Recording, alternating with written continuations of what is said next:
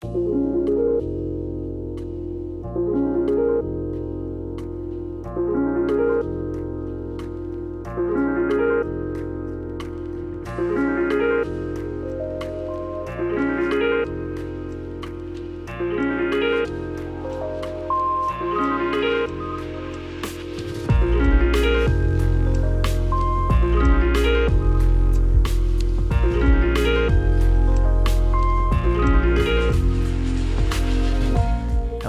gamers and non-gamers. Welcome back to the Noclip Crewcast. This is episode 222. We hit the triples. Big 2 episode. I'm joined by 2 lovely gentlemen this week. Frank Howley. Frank, how are you, my good friend? I'm great. We're recording this in the afternoon. It's like 78 degrees. The sun is out. It's I'm like, oh, this is perfect. It's spring. I'm happy. Yeah, we're finally, it's the almost the middle of April. By the time this is out, it'll feel like it. It's not quite warm up here, though. I'm glad you're having the warm, sunny California times. But yesterday, it felt like minus 17 degrees Celsius, Damn. Which in Fahrenheit is, I'm sure, cold. So, yeah, brutal. I don't like it. I don't like Canada or East Coast winters. And who also probably isn't enjoying East Coast winters, or maybe he is, or springs. I'm not sure. Jeremy, how's the weather looking on the East Coast of America? Well, second and third week. Here in northern Massachusetts, it snowed quite a bit yesterday. Yeah, all right. It did not accumulate, but after a little more than 12 years living in California, where it's like, it's because it's always sort of like between 50 and 100, and it's always vaguely sunny or cloudy. Like, it's never like fucking stormy for real out there. It kind of feels like the passage of time doesn't exist, and then you wake up one day and it's been 12 years. So having the variance of intense weather, I just feel alive. You know what I'm saying? Yeah. The seasons are really, that's what give us some sense of normalcy. Although I'm sure in the past, it's exciting now to have seasons, but like 100 years ago, if it was cold for 2 extra days, that was like, there was no more fruits, no vegetables. It was hell. Yeah. Like grandma would die because it rained for 6 days in a row. Exactly. She felt it in her bones. She still feels it in her bones, I bet. If it gets a little too humid, a little too sad and cold and rainy. Sorry, can you tell that I'm not in a great mood? Can you tell I'm not exactly happy with the world? That was a joke that like a necromancer would make. Yeah, grandma felt it in her bones. I'm just thinking about old lady bones. Who's also thinking about old lady bones?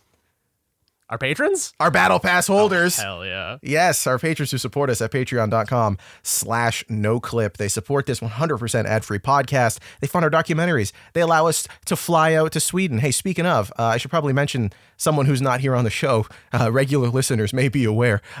Danny O'Dwyer is not with us this week, just this week, because he's out filming something, and that's it. I will not say more, as I don't want to break the NDA that I'm pretty sure I signed in my sleep. I can't remember. I'm sure my signature's on some piece of paper somewhere. But he will be back with us, I think, next week, if not the week after. Busy guy, always working. But like I said, this episode, he couldn't go out and do all those things if it wasn't for all of your fantastic support. So thank you so much for doing that at patreon.com/noclip. Again, with our Battle Pass holders. I haven't read this new version of the list yet, and if there's anyone who's joined in the interim, I apologize. We'll get you next time. Dwayne the Rock Lobster. We got to come up with noises for everybody. These names are so funny. Anthony Thomas, Nico Positeri, Itzami Ferrario, Penelope Hayes, Senator Armstrong, Harry Flanagan, Juice, Arno, Jose R., Matt Pearson, James Brown, Mark Rojas, Tucker Morgan, David McGarry, Sven Hooster, Pez, John Akers, we'll figure it out. Int Nate, Tim Robinson, Forrest Pruitt, Jonathan Kremen, Eric Hamilton Schneider, Christoph Fatui. That always throws me off in the edit every time. I'm ready for a Cameron Ladd and it's not there yet, but here it is. Cameron Ladd. Zachary Snader, Alex Goucher, George Zerkotis, Jacob Godserve, Entheogen. Wait, did we decide that there's a better way to say that? Entheogen. Is it Entheogen? Entheogen. Usually the emphasis is on the Theo, as I've heard it. Entheogen. James Med, Tohir Tiliev, and Ryson. Thank you all so much for your support, keeping us all warm and cozy in our lovely bedrooms and back rooms where Jeremy's located in the liminal space. Still have not escaped from the liminal space. Can you paint the wall? Is that an option? Can you do something? What, you don't like the fucking like white wall that got like piss painted on it 10 years ago and oxidized for a Yeah, decade? it's got the landlord special. It's just this. It's full of cigarette smoke at this point. Grease that's made its way down. You're in a basement right now, right? Listen, the only thing I have to do in here is chain smoke cigarettes, okay? So True. they won't let me out. I've crawled into the fucking drop ceiling. There's no way out. Are you in the same space John Oliver was in the COVID years, where he was No, just stuck I'm in a in blank void? I'm actually in like a work in progress immersive sim level. Okay. Yeah, but there's not enough like systemic features yet for me to escape. Like the vents are just kind of gray boxed and stuff. So Is it fun hanging out in a gray box environment? Like you're saying you don't have anything, but like you can still move, right? yeah, there's camera controls and like Okay. you can WASD around, but other than that, it's just like a lot of notes from the developer that are like, oh, it'll be so cool when this catches on fire. I don't know. It seems like these developers are pretty lazy. They haven't written anything on the wall yet in blood. Yeah, like bad, there's no bad tutorials. devs. Yeah, there's no environmental storytelling yet. Lazy that devs. says like don't open door. Yeah, don't dead open inside. Where's that? Dead open inside. Exactly. Yeah, I love me some Walking Dead. No, I don't. Is that Walking Dead? I thought that was 28 Days Later. No, it's from The Walking Dead. It's the first episode of the show. It's Holy shit. I don't know. I don't remember the exact sequence of events, but he's like getting out of he's getting out of the hospital. I think that's what's on the door. That's exactly how 28 Days Later starts. Yeah, could you believe that zombie movie and TV show and comic writers are perhaps somewhat lazy and copying each other? I refuse No, to it's believe that. all it's love. It's love for the art form. They're not lazy. I apologize. Unlike those immersive sim developers that made Jeremy's Space, they couldn't even throw the black and white box texture on anything there. It's just a plain wall and drop ceiling. What's Yeah, they going just on? went on ambientcg.com and grabbed they just searched drop ceiling and a piss wall. We got to talk about some video games this week. And while we're on the topic of developers doing interesting things with their visual design, I really want to hear, Jeremy, what you have to say about this brand new game from perhaps the freakiest developers of our generation. The new game from the developers of, what is it again? I'm thinking Psycho Patrol R, but that's the name of the new game. The first game was Cruelty Squad. Oh, Cruelty Squad. Yes. Literally every time I try to say Cruelty Squad in my head, I say Lethal Company now. There's something Yes. wrong with my brain. I have the same sort of problem. But yeah, you're playing their new game, Psycho Patrol R, which looks just as freaky and perhaps is, well, no, not perhaps, it is definitely out in early access right now. What are your thoughts on it so far? Could you describe this game? Could you describe this game? That the people listening. That is a real usually that's a rhetorical question when we talk about games because they can always be described. This one challenges the capability of description. Psycho Patrol R, this is a game, like Jesse said, from Consumer Soft Products, the creator of So Cruelty good. Squad. I almost said Lethal Company again. This is how do I even describe this? I saw one of the Steam reviews, I think nailed it so much that I'm just going to steal their joke. They described it as dystopian science fiction Morrowind, where you have a homoerotic fixation with your boss. Okay. This is a future dystopian, like immersive sim, first person RPG with guns. It's like it is kind of like a science fiction Morrowind a little bit. It is a interconnected world of spaces full of fucking weird things happening. So this is a game where you are a member of the Psycho Patrol. Okay, so a lot of what I'm going to describe here is like lore, like the world of the game. But I Okay. feel like that is sort of the most important thing to talk about because if I were to describe the gameplay, it'd be like you walk around, you talk to people, you shoot some stuff, and occasionally you drive a big police mech. And that sounds like a great game. I'll buy it. Yeah, but the real sauce here, I think, is like the context and the world building and like the cognitive context in which all of this is framed is what makes it so good for me. You're a member of the Psycho Patrol, which is a like futuristic dystopian policing squad that is sort of like it's like it's kind of like a joke on the idea of like a police squad that recognizes like policing is like it's really hard, it's like really taxing, and it can veer into like fascistic power of the state being enacted on people. So we need to be really aware of how we're policing. So they're obsessed with new age psychology. They keep talking about Wilhelm Reich, who is this game is so specifically targeted to my sense of humor. Wilhelm Reich is a post-Freudian psychoanalysis psychologist. I believe he was Austrian. But so a lot of his stuff is like his earlier work is referenced by a lot of sort of like mainstream political theory and psychological literature and stuff. But then his later work gets into like really weird esoteric bullshit about if you've heard of like orgone energy, or like he gets into like this really weird stuff about how there's like a pseudoscience basically. Okay. But there's like an energy underlying everything that's like if you're So orgone. this is leaning more Scientology, you're saying? Yeah, he basically, it was kind of like Sir Isaac Newton, where early Sir Isaac Newton was like, oh, the apple falls and that's gravity. And then at the end of his life, he was like, what if there was a philosopher's stone that could turn you to gold? Wilhelm Reich has a similar trajectory, but they keep referencing Wilhelm Reich. So, like, for example, there's a psychologist who works for the Psycho Patrol, who's like their team psychologist, and you talk to him, and he's like, at first I was a little hesitant about, becoming part of the state monopoly on violence, but then I met the boss, and he really knows his Wilhelm Reich, so it really put me at ease about this. Oh no! Like they keep using this like pseudoscientific like psychoanalyst as like to basically be like, it's okay that we're the state monopoly on violence. So this game has a really ridiculous sense of humor. It is kind of like it's like very much like Disco Elysium's sense of humor. This sort of like like Eastern European, like Eurodrank leftist sort of like post-ironic communist sense of humor. But so they keep doing that bit, which is killing me. And I won't spoil too many things, but this is all stuff that's like in the first 20 minutes. It's such an onslaught of fucking detail. You can summon, when you talk to the psychologist, it's like, oh yeah, and you can press O to summon your like bioenergetic subconscious being. And so I was like, press O. So I press O, and there's like a like bring, and behind me this fucking like emoticon smiley face apparates into the room, and it's just like this fucking, just like this being you can talk to, this like incorporeal being. So the first thing you're trying to do in the game is remember the password to your computer. And in true ImSim fashion, you can either go find the system administrator, who is like, if you could check his social media profile in the game, and he's like, if anyone asks me for their password again, I'm gonna fucking kill myself. And then you're like, I guess I'll go ask him for. I DM'd him and asked him for my password immediately after I saw that as well, which I thought was very funny. Or you can tap into your bioenergetic Reichian subconscious through orgone energy to retrieve your password because it remembers it.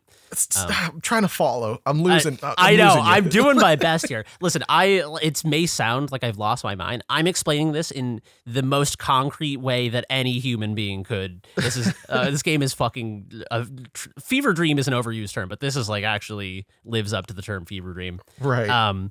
Did you play much of the original Cruelty Squad? I played a little bit of it. I feel like it didn't super. I loved the sense of humor and the tone and the art style, and like I loved everything about it. And it just didn't sort of mechanically click with me. But I think I have to revisit it after how much I've been liking Psycho Patrol R.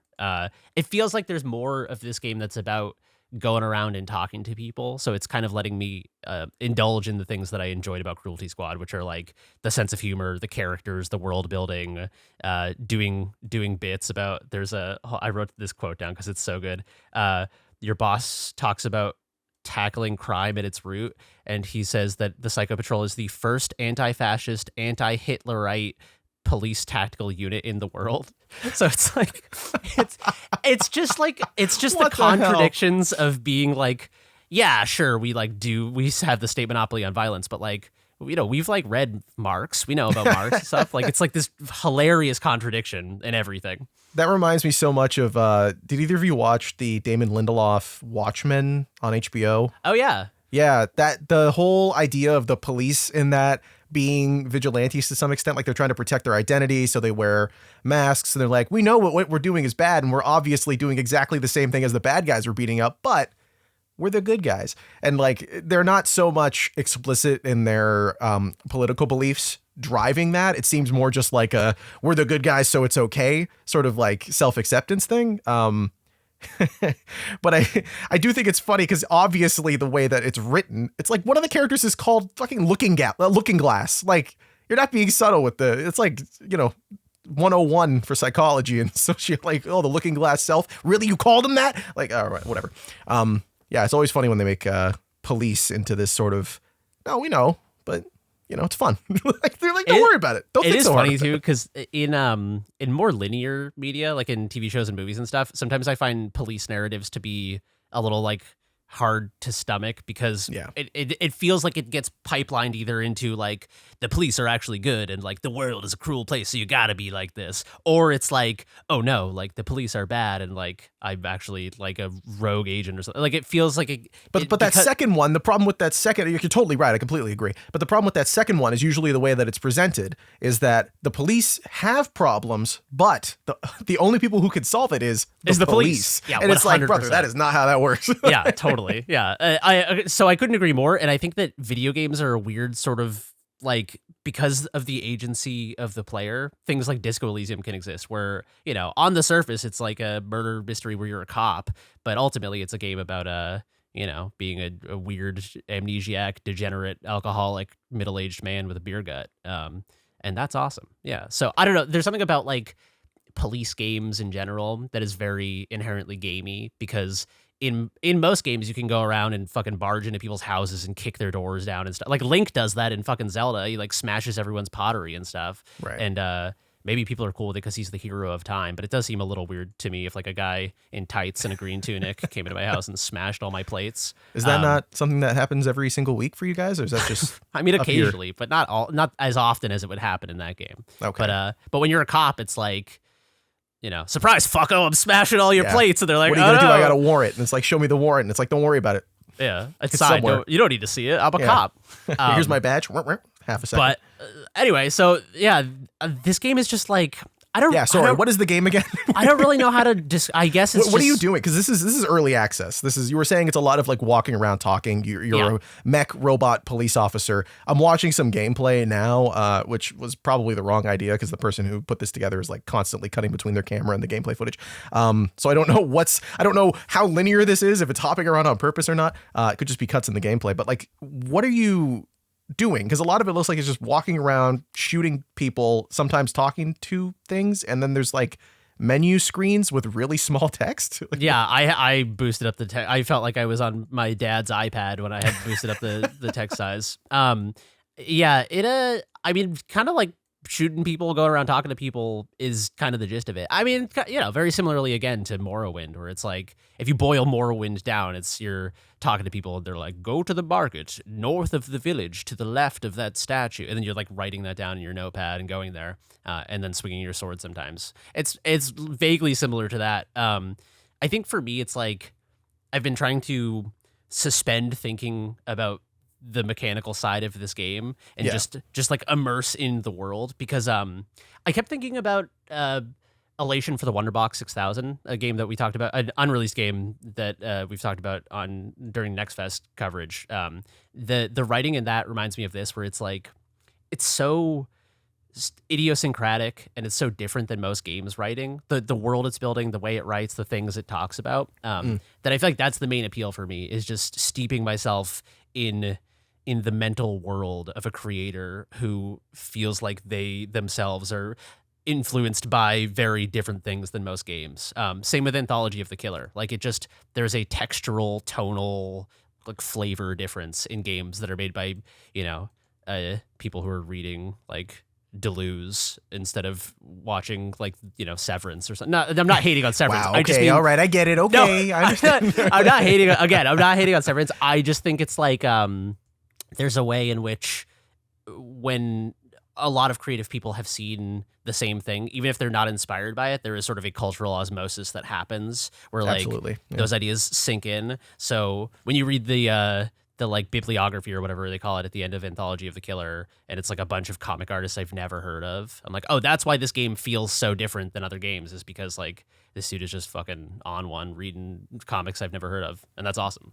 Yeah, no, that is absolutely, you've sold me on Psycho Patrol R, I think, talking about it now more than any footage of it ever could, or any like short description, because it's always like you're a fucked up guy doing a crazy thing who commits a crime in England, and I'm like, that sounds silly, but like what is the core of it? What's fun about it? And as per usual, Jeremy's done a great job of turning something absolutely impossible to describe and made it sound beautiful. So well done. No, I completely agree with you that I feel like I always end up walking away from games that are interested in talking about something deeper, or even like, just like you said, from people who clearly have some degree of inspiration. That's not just, and that's not to say that people who make video games that are like inspired by Secret of Mana or something aren't also reading weird material or pulling from a different spot, but you can feel it in the work, like the way that it's represented a lot more obviously in games like you're saying, like Anthology of the Killer or even Citizen Sleeper to an extent. Like it's still very sci-fi inspired, but there's a lot of talk of like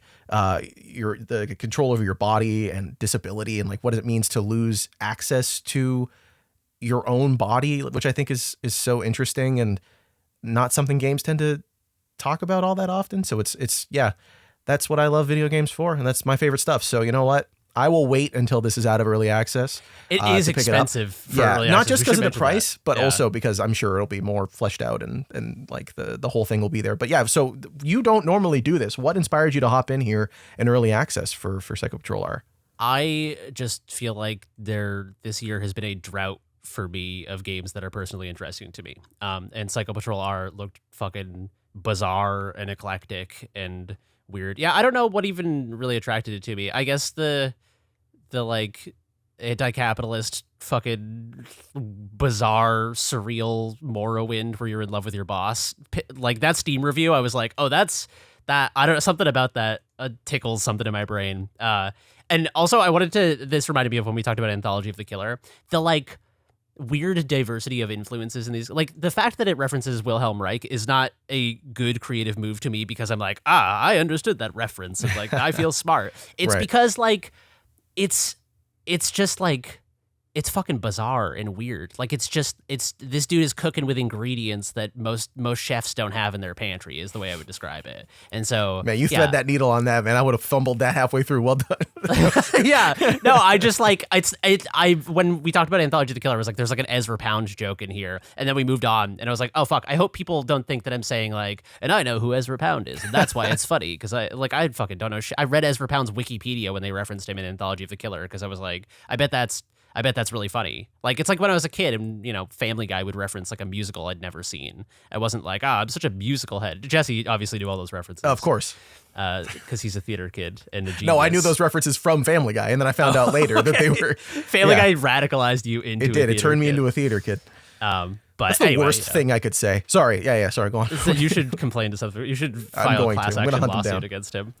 But yeah, I kind of think that's all I have to say about it. Oh, actually, I have to talk about one more thing. Okay.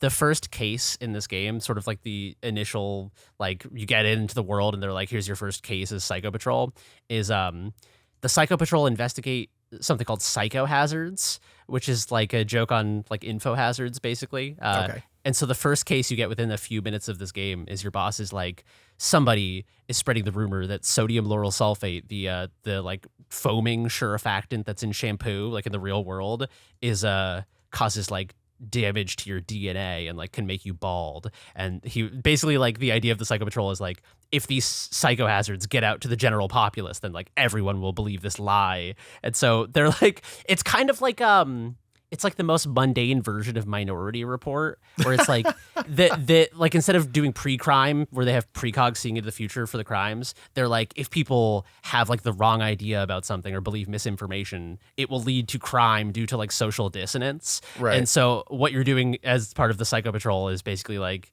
getting fucked up and like going to intervene on people who are essentially spreading like misinformation. But it's very funny to me because it's like, you know, they're like these sort of things where it's like in the real world, something will be like FDA approved and it's like, yeah, that's probably safe. But then there like has only been one study on it that like 10 people ate it in the 60s and they're like, yeah, it's fine. So I don't know. I love the idea that they're like, you're part of this elite policing force that drive fucking mechs around and stomp people to death. And it's like, in order to stop people. Like some mundane conspiracy theory. Yeah, from like saying that like shampoo makes you bald or whatever. It's so fucking stupid. I love it. Chemicals in the water that's turned into the freaking frog skin. You're like, we can't let people know about this. Yeah, it's like the most like mundane, like Alex Jones level bullshit ever. Yeah. But it kind of sounds like first person, like if Hypnospace Outlaw wasn't so much about banning comments, it was more about stopping Facebook. Well, actually, I guess it'd just be deleting Facebook comments. Never mind. Yeah, no, this is like if Hypnospace was like the atheist or something. like atheist version of that. Oh my God. No, I'm joking, but yeah, no, that isn't very totally. I don't think you are. horrible. I don't think you're joking. I mean, a little bit. Frank, you were big is maybe the wrong word. You have played Cruelty Squad in the past. Do you have any interest in checking this out, or are you waiting until it's dropped? It's the early access thing where I'm like, oh, I want to play it, but isn't it $40 right now? It's $40, which yeah. is I assume that means the game will be huge. Yeah, but it's also the kind of thing where it's like it is like the money is going towards the right place. Like I don't know how big this team is, if it's one person or how many people, but it's like okay, they're making this art that's so worth funding. Like yes, like you know, no one else is making. This, yeah, the right? gamers like exactly. So it's like I'd rather pay it's so funny the game price has entered the conversation, but it's like.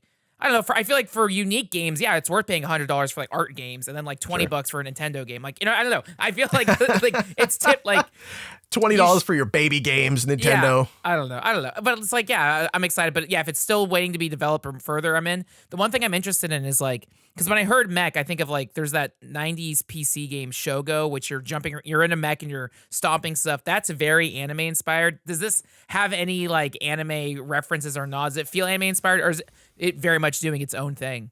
It feels like I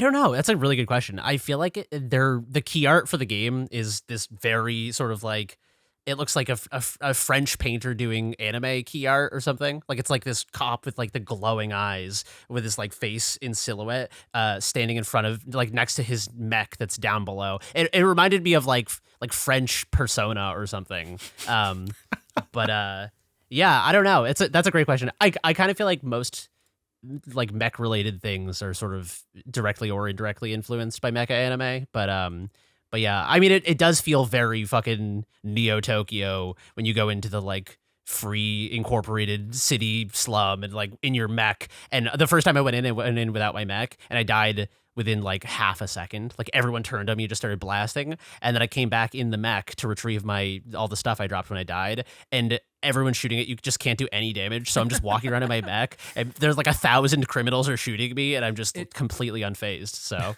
I guess that sounds very much like Paul Verhoeven RoboCop because it's like yes, that's like not anime, that's more Paul Verhoeven, and that immediately sells me like okay, I get it. That's a great comparison actually. I do feel like this is like Verhoeven Disco Elysium in some ways.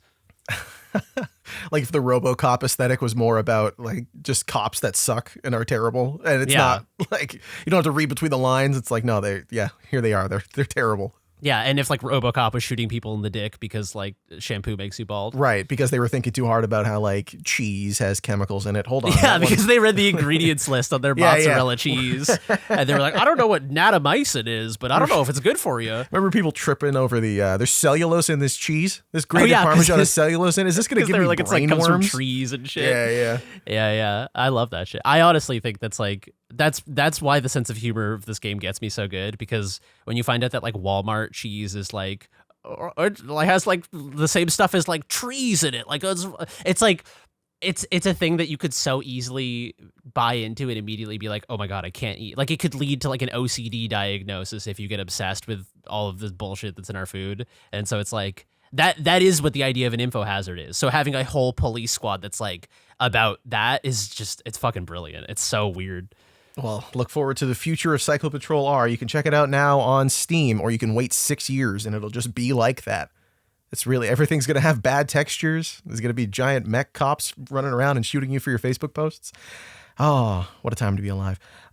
We didn't get a chance to talk about it last week because we recorded the day before it happened. And Frank, you sort of alluded to it. I'm not getting into the debate. I'm just curious. I'm sure all the listeners are curious on our 2 weeks late thoughts on the Nintendo Switch 2 Direct. Did anyone see anything they remotely care about? Donkey Kong with marching cubes, like fucking procedural digging Donkey Kong. Yeah, dude, I can't believe you made Donkey Kong Bonanza. I did make a marching cube prototype like 2 years ago, and now I'm like, I should have just fucking released it. That game about digging guy made like $10 million. I could have just, anyway, sorry, I'm not bitter about it. I was just like, I should have just dropped the proto. Jeremy Jane's a game about digging a hole. Yeah, I'll just put my name on it. Well, if you do that, it could be like a Bennett Foddy thing. If you talk to the player at random intervals. That's so true. I'll be like, listen, I'm not bitter about the fact that I released this game so late. The trend, I just like, you don't even have to do that. Just read some Zizek and you'll be set. Okay, that's actually pretty good. Yeah. Yeah. What else? New Kirby Air Ride. Yeah, looked pretty cool. Is that it? You can tell how locked into the news we are here. Yakuza 0 Director's Cut, I was very excited about. Yeah, I new wasn't content. I wasn't sure if they're going to do like Kiwami 3 or whatever, because like they announced Project Century, but I know there's going to be like 16 more Yakuza games before that comes out. And sure enough, Yakuza 0 Director's Cut, which I'm excited, like graphics look better and everything. I still like, I think it will still probably come to PS5 and Xbox down the line, but that'll be perfect to like try it out. So I'm excited for that. And then I'm excited for a new Mario Kart, but not if none of my friends can afford to play it. Like the whole, I'm so excited for Mario Kart, but like if I get the thing and none of my friends have it yet, then it's like, well, what the like? That's the joy of Mario Kart and Switch 1 and Wii U Mario, like whatever. So hopefully, eventually, everyone will be able to get their hands on that. Other than that, like I slept through the announcement. I woke up and like I don't know, I can't forget what flows. It was just Mario Kart. Yeah, new Donkey Kong is cool. I don't know, Yakuza 0 was a thing at the top for me. Yeah, if you watched it after the fact, all you saw was $450. It was like, they might have that kind of drowned out the game announcements. Yeah, they could have shown Jesus 2 and it would have been like, dude, who cares? The fucking Switch 2 cost $450. You got $100 for Jesus? Yeah.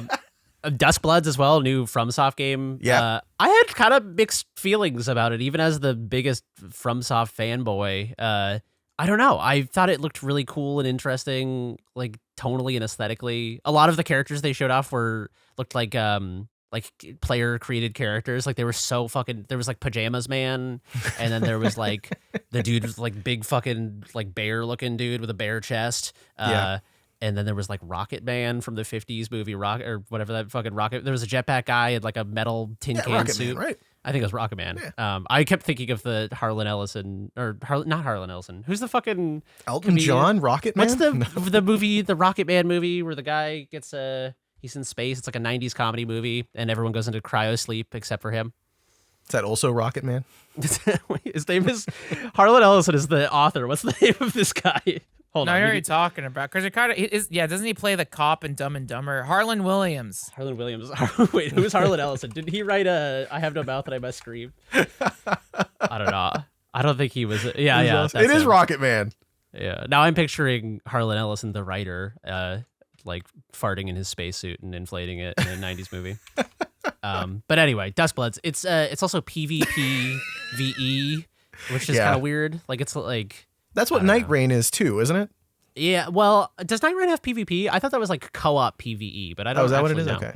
I don't know. Am I being a boomer by not being super psyched? You're not down with the multiplayer From Software games? I don't know, man. I don't know if that's what I go to FromSoft for, you know? Like, yeah.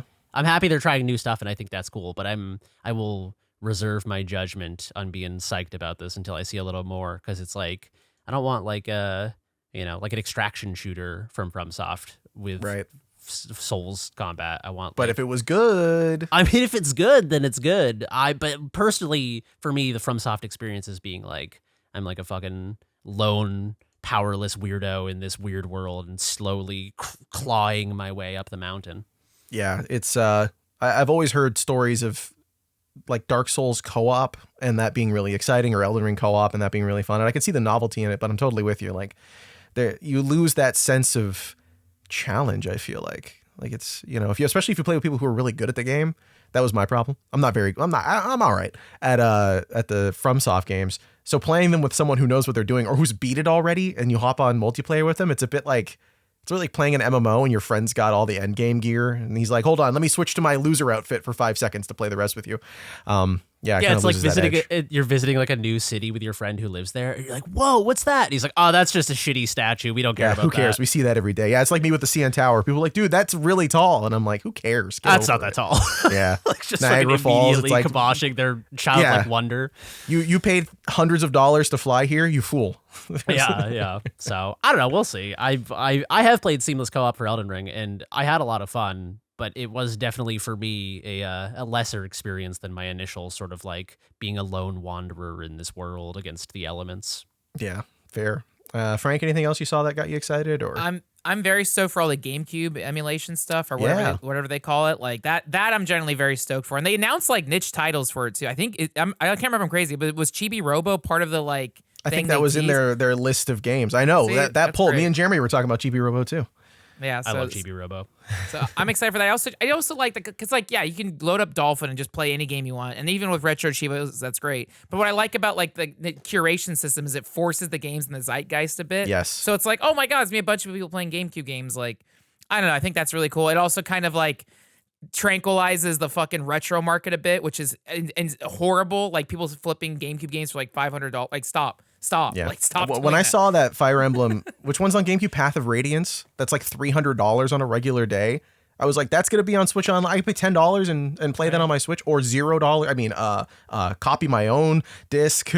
and then what I like too, because like with the Switch, my friends and I did it a bit, is like the N64 games. You had like, I feel like the internet connection was never great, so hopefully Switch 2 is better. But you could do multiplayer. So my friends and I would do like N64 Mario Party games, and it was like so easy doing the official thing. So if they have like GameCube multiplayer games, like that's like fantastic. So I thought that was cool. And then them announcing like some games will have a Switch 2 version. So like I never beat the last Zelda game that came out. So there being a Switch 2 like digital upgrade or whatever option, it's like, okay, great. This will run above 30 frames per second, hopefully. Yeah. And then I think it's also just a good opportunity. Like if it is a bigger screen, a better and all that. I never got the OLED Switch, but I have like a dozen Switch games I never beat. Like I got the Kirby game. I got like the Donkey Kong, whatever, some Donkey Kong game. So all of a sudden I can like finally, like I stopped playing my Switch years ago just because it like looked crappy. Like it just, I don't know. So if there's a Switch 2, then you also have to pay a premium price for it. But it'll be a reason to play all these Switch games and having GameCube on there and digital stuff. And so I'm like, okay, cool. I'm ready for it. So yeah, we'll see whatever happens. I think June, they're still sticking with release date. The one thing that sucks is I think what's the deal is they're blocking. You can't buy like a region free version in Japan. If you go to Japan, it's only Japan only. So it's like they're already cutting the loophole of like they know about you. They're watching your ass. Because I was genuinely like, wait a minute, I could just my friend goes to Akihabara every single day. And I'm like, oh my god, can I just But I don't know. I'll find a way. Just learn Japanese, and then it doesn't matter. No, because like you have to have. It's like I think there is a region-free version, but I think you need to have like a Japanese Nintendo account, and a Japanese address, and the little stamp, and all this crap. And I'm like, I don't know. you gotta have your visa. I'm still working on it. I need a visa one day.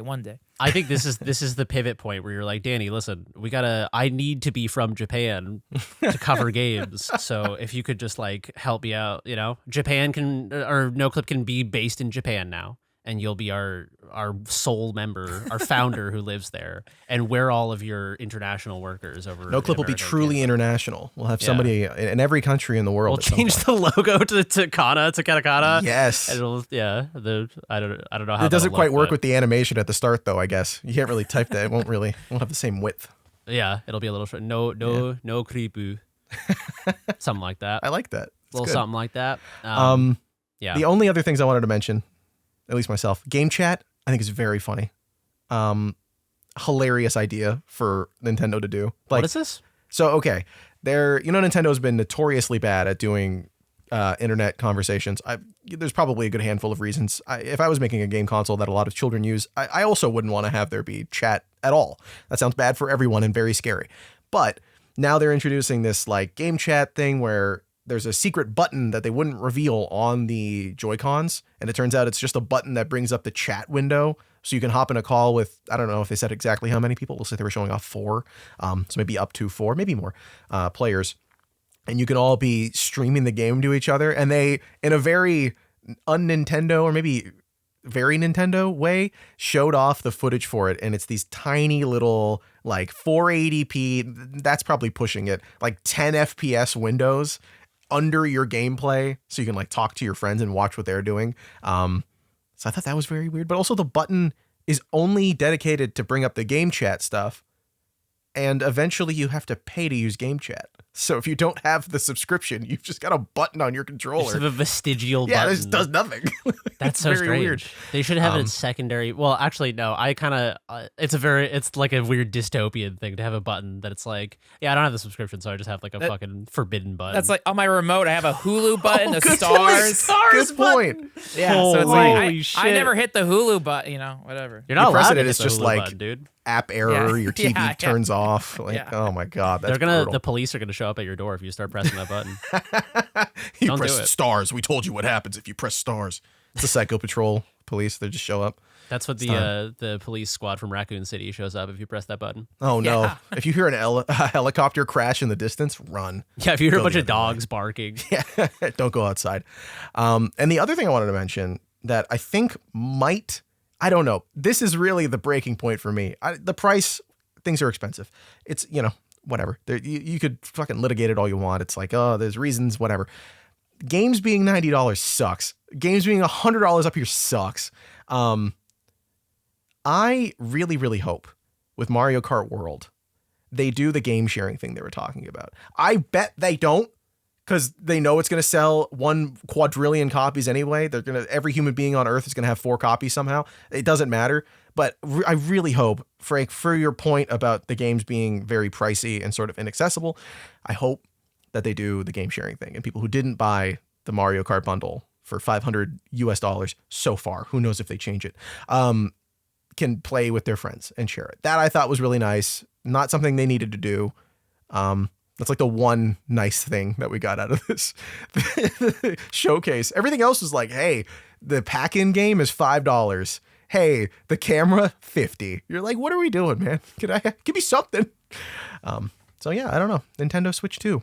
It's are you guys gonna pick it up on launch? Or are you gonna wait until there's games you actually want to play on it? No, I'll get like I might even try to like get as many pre-orders as I can. That way I can make sure my friends can get them. But I know everyone, I don't know. Cause it's like, yeah, Your friends. We get it, Frank. You're scalping. It's fine. No. I'm kidding. No, cause you would never. No, because I don't know how fucking impossible it is. I want to have friends to play this shit with. I need friends to play Mario Kart with. Yeah, no. So on Nintendo you can click like I am interested. So we'll see whatever. And then there's Amazon, Best Buy. So I'll definitely try to get at least one. And then if there's extras, then like I feel like in my head I have a list of friends to reach out to. Like, do you need one? Do you need one? Let me know. But yeah, no, not to like flip or whatever. But it's just generally like I don't know how hard these will get. Well, if the price is like cut everyone's interest in half, I have no idea. I don't know. So yeah, but I will try to get one. If I don't get one, then it's like it's the same weekend as like, dude. There's so much stuff coming out that week. It's like around the time of like Summer Games Fest. I feel like Doom is like a few weeks before that. A bunch of other stuff is coming out in June. What's a big thing I have marked in June? I forget. Tony Hawk comes out in July, so I don't care. Oh, they showed off the Bikini Bottom. Oh, you excited for the SpongeBob level? Wait, what? They got SpongeBob and Tony Hawk? Yeah, Tony Hawk 3 and 4, they showed like a very short clip of there being a under the sea SpongeBob level in the new remake.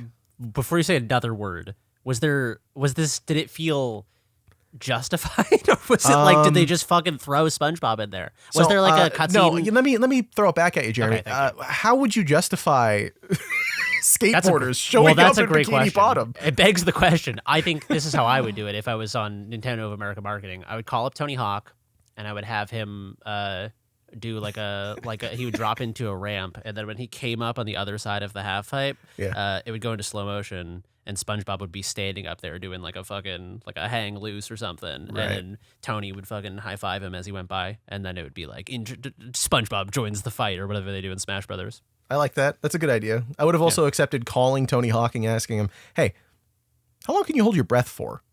Hey, how much money would it take to put a SpongeBob? Yeah, they get Tony Hawk. Okay, Tony Hawk. This is what they do. They get Tony Hawk in the Sandy the Squirrel outfit. Yes, and he's underwater in Bikini Bottom. And he's like, I gotta take over the fucking like Thug, like in Underground, where he's like starting from the bottom. He's like, I gotta take over the skate scene. I've conquered the skate scene on Earth. What about underwater? And then they're like, you figured it out. Nobody in Bikini Bottom. Congratulations, well done. You've solved the problem. Frank, you were looking at, I imagine, the trailer. Yeah, seeing the Nickelodeon crap in this makes me think they're not gonna have the succubus. So in Tony Hawk 3, you can unlock a demon succubus, and she's a red giant lady, whatever. But like if they put this kids game crap in here, then they're not gonna have the I don't know. You can't have a succubus in Bikini Bottom. She's a Satan spawn. She has her tail's on fire. Will extinguish it. I don't know. It is interesting, but it's kind of it's messing with the integrity of the original. So I don't know, man. SpongeBob's kind of horny. They could figure it out. I don't know. I love that instead of it being a conflict of like tonal because of like the adult and kid themes, you were like, well, like logically it wouldn't make sense because the tail is on fire. Like, if anything, you want more logical inconsistencies. Yeah. No, I mean I don't know. It's so weird. Why SpongeBob? I get it. Yeah, I don't know. That just is an seems- odd choice. Yeah. Like, SpongeBob, it's not, it's like a 90s cartoon. It's just like, I guess fucking, okay, now it all makes sense because Tony Hawk is like, Yeah. if you're a 90s, only 90 Yeah, kids I feel like remember this it's leaning game. too much into that, and it grosses me out. It's like, I agree. I don't know. I'd rather It does have feel like pandering. put like a CKY shopping cart level. Like that's what you need to put more into. Preserve that culture, not the fucking. I don't know. Whatever. True. Whatever. Yeah, no, it does feel a little bit like they're doing like top 10 things only millennials Yeah, it's a little remember. like- And it's like number one, Drinking out of the gushers. hose. We're putting Yeah. that Yeah. in Tony Hawk 3 and 4. No, Drinking it's, out of the hose. Whoa. Yeah. you're totally right. Like, I don't understand why. I guess because they're trying to appeal to what you guys are saying of like the imagined version of what someone who likes Tony Hawk would think is It's like retro. the '90s kid thing or Yeah, whatever. so you want to sell it to kids today who like stuff that people who are older than them like, but people who are older than them don't really like. I have some nostalgia for SpongeBob, but I'm not like, boy, I sure hope I can skate around there to like a song I never listened to when I was younger. That's not going to sell me on Tony Hawk. You're right. It should kind of be a museum of that era, like really of that era. Like, Yeah, where's like the they I have want a- an Element branded. Here's the thing. They can make it work if like Mr. Krabs gets an Element tattoo. Then I might be like, okay, they kind of get it a little bit. Or if Mr. Krabs is a skate shop, the Krusty Krab is a Yes. skate shop. Then Yes. okay, Okay, now that's I'm a way in. of grounding it a bit. Yeah. Or if like, yeah, okay. That's kind of cool. But I see what it is like Tony Hawk 3 had Wolverine, it had Darth Maul. They don't have those licenses anymore. One of the last few Tony Hawks had Teenage Mutant Ninja Turtles, so they still have this partnership with Nickelodeon, assumingly. I don't know. But yeah, it's kind of gross. But Yeah. I'm excited for Tony Hawk either way. And I do I'll wish they do platinum that it, so- contemporary thing, because at the time, those were contemporary references. And they still kind of are, because unfortunately, time is a flat circle and nothing ever gets to go away. But like, I feel like the Tony Hawk community now would be like, yeah, Smiling Friends. That makes sense. Oh, Where's that? it's way more in line. Yeah.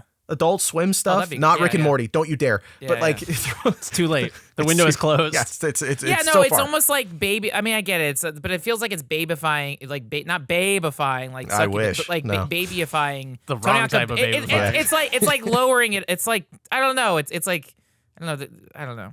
Yeah, no, I totally agree. Skateboarding, even though the Tony Hawk video games were this like sort of mass media phenomenon that was like there was nothing countercultural about a fucking video game that sells $1 bajillion worth of copies, but skateboarding is inherently sort of countercultural. So then to link it up and be like, and now Totino's Pizza Rolls is the new sponsor. Yeah, it's you got into Tony Hawk and PS2 and that stuff because you were growing. Like, if this is my personal experience, I got into Tony Hawk and Jackass and all that stuff because, like, okay, I'm done with Nickelodeon, Rugrats, and SpongeBob. MTV? Oh my God, let's cuss. Like, a South Park level makes way more sense than SpongeBob. That's what that is. You know, like that. Yeah. That's why. Like, wait, why are we looking down at SpongeBob? What's I don't know. That's a very good point. Yeah, yeah. it's like a safe version of what the actual associations would have been back in the day. Yes. Yeah. No, yeah. I keep thinking of like I'm trying to think of other things that would be in the top 10 things only 90s kids remember. And it's like if Mr. Krabs was playing with like devil sticks, like it's like Yeah. no one actually Yeah. cared. It's just a thing that was there in the 90s. Yeah. Or have a WCW arena, then it's like, oh my God. Yeah, Now we're in. Now we're totally. in. Yeah, There's or a like Beavis way and better Butthead overlap are there in with wrestling for sure. Yeah.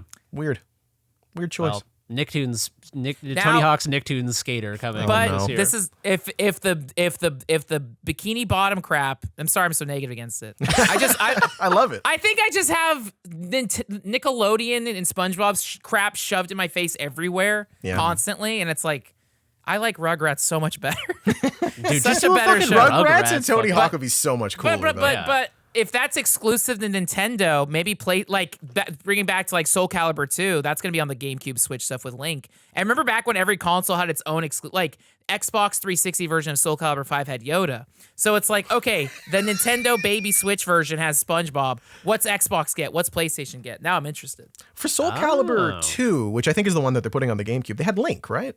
Yeah, Link for GameCube, Spawn for Xbox, Heihachi for PS2. Yeah, see, that's so much more fun.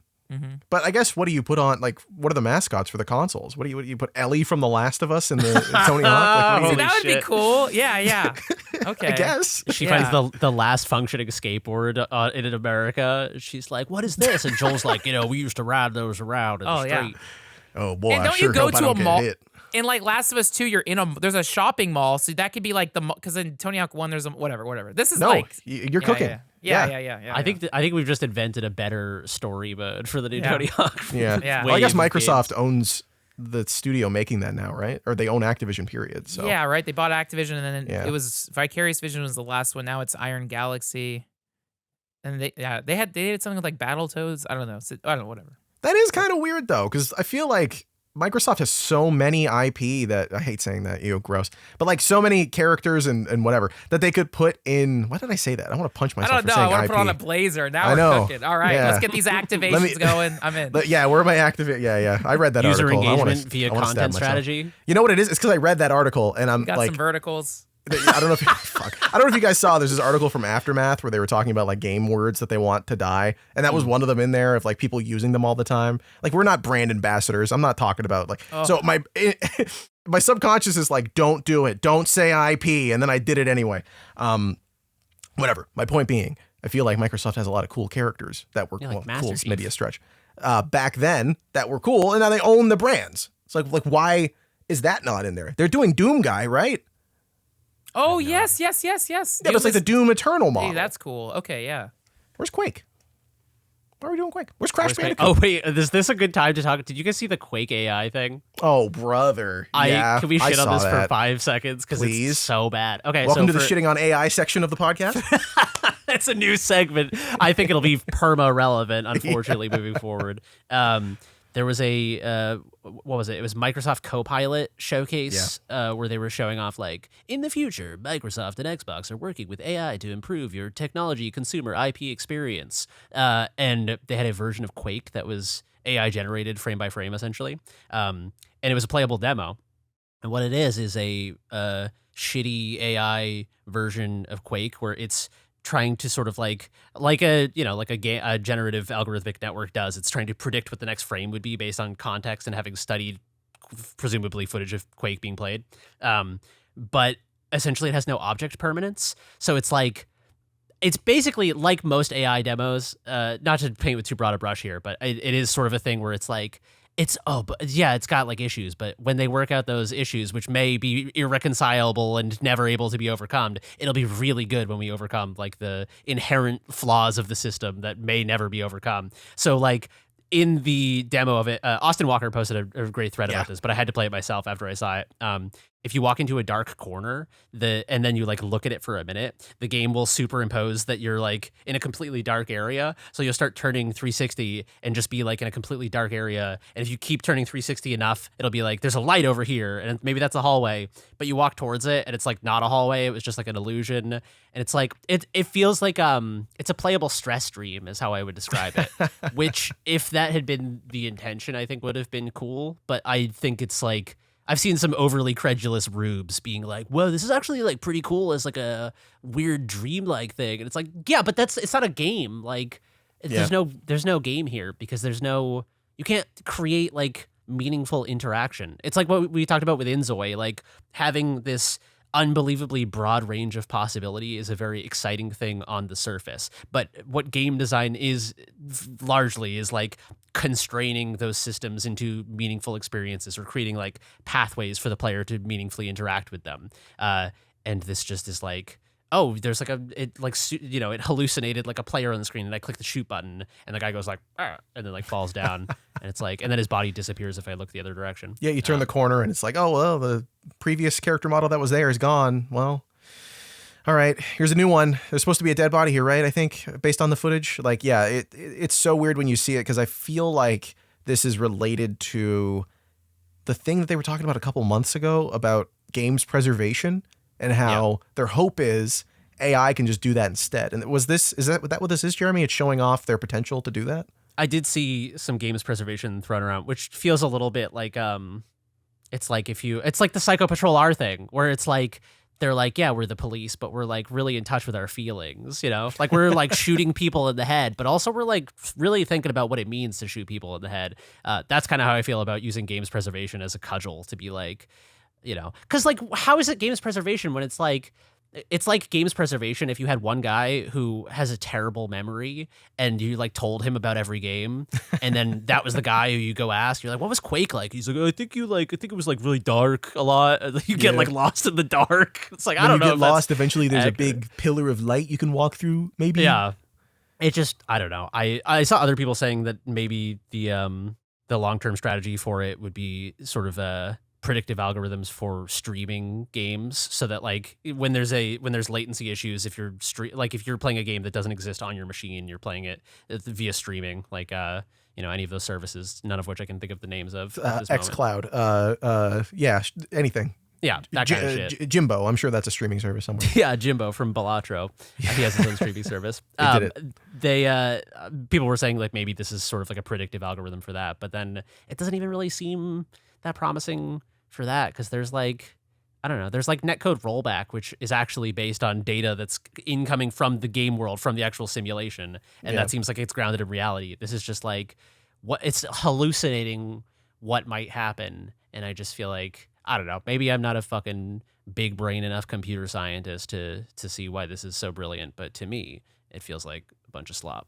I mean, it sounds like you're trying to solve a problem in the wrong way. Like if the problem is connectivity, just like, I think people would rather their game lag and disconnect than have some fever dream take place for 5 seconds before they reconnect, Like there's nothing worse than playing like Street Fighter online, although the new ones are better at it, but like older fighting games online, losing a connection and just like watching everything catch up really quickly.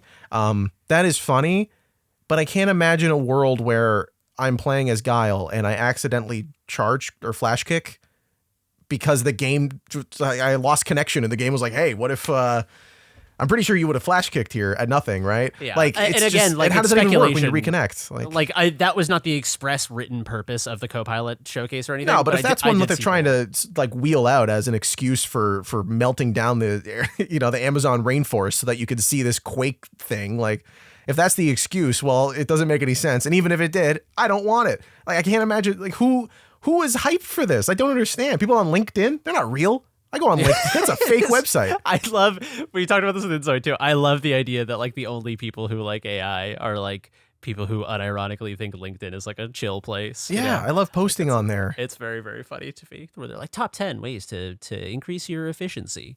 Yeah, and you could tell all those articles that they're posting were also generated by AI. That is also true. Yeah. But anyway, I just wanted to bring it up because I thought it was such sort of like an interesting, like, the response to it is what I thought was most interesting, because this seems like the kind of thing where a bunch of, again, overly credulous rubes would be like, whoa, the future is here. But instead, it was like almost universally every comment section was like, fuck you, don't do this. I thought that it was really like, I was like, oh, okay, cool. People, even, like people who like aren't chronically online and are just like in the whatever, like Facebook comment section are like, fuck this sucks. Yeah, it's weird, the reaction to AI stuff, because as time goes on, I feel like people are becoming not so much more accepting of it, but it's becoming harder to discern it. Because that Ghibli stuff was happening a couple weeks ago, right? Everyone AI generating their image into Studio Ghibli. We made it Studio Ghibli Lord of the Rings. I don't know how anything works. I'm a big smarty dum pants. Like, getting excited about that and people posting the pictures or Ghiblifying themselves with ChatGPT. I'm like, what are we doing? We're willing to sort of accept that stuff if it lets us do something that we think is fun half the time.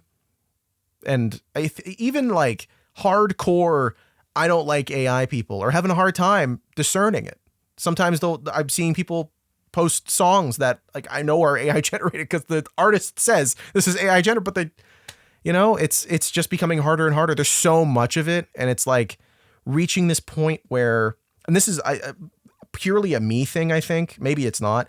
I am finding it really hard to look at stuff and not get frustrated because I'm constantly wondering if what I'm looking at is AI generated. Like I am coming at everything with this defensive feeling, like art, games on Steam, especially like when I'm scrolling through recent releases and I'm trying to find something interesting. My immediate move is there something AI generated in here and they're hiding it? Like that for me, it's totally a personal thing, but maybe it's, again, I'm sure there's other people who are having a similar problem, but like, I hate that even when I'm experiencing new things that are cool, in the back of my mind, I'm like, man, does this suck a little bit? When's the shoe going to drop and they're going to reveal that everything I was just looking at was a Copilot generated hallucination, and actually, the lamp isn't real. It's going to be one of those moments. Where's my House of Leaves moment in gaming? I need that to get over with. All right. Just remind me that the world's not real. No, I totally agree, and I think it's like I even people who are very anti AI and pro AI, I've seen both make this point that like largely the ethics side of this boils down to the fact that like the algorithms need creative input from real people, at least as they exist right now, because if you feed generative AI models off of other AI generated shit, it's like inbreeding, like it just decays. There's, I think it's called model collapse or something. There's like and again, who knows, maybe that's an overcomable problem, but as it exists right now, there need to be creative people for these things to exist, for them to parasitically leech off of. And so, like, even if you're the most pro AI dude in the world, unless you have this utopian vision of like, with AI will overcome this hurdle, which we can't confirm or deny at the moment, it's like you acknowledge that there is value in creativity and people, like human beings that create things. And so the problem is that, like, you know, it's not like people are signing up for this and they need money to live and stuff. So it's like you could be the most pro AI guy in the world and still be like, yeah, but we should pay artists, I guess, is the problem.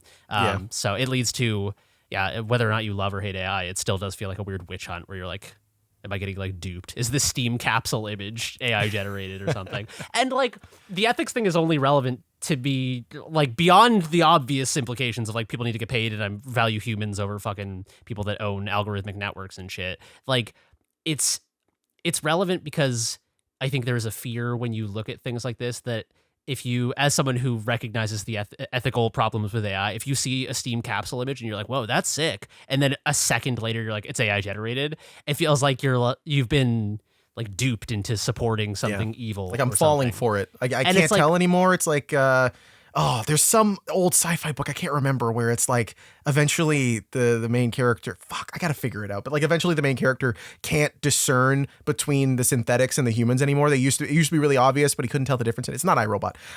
But like it's whatever, it doesn't matter. But like, well, even Blade Runner, Blade Runner, I guess if he's a robot or not. Yeah. Maybe it was Android's Dream of Electric Sheep. But like it's whenever it reaches that point, it's like, oh no, am I one of the replicants? Am I one of the, which one is which? I'm watching Alien for the first time. No, yeah. That is a sad part of the future where we can't see the thing anymore. But also like the ethics conversation, I feel like is so interesting.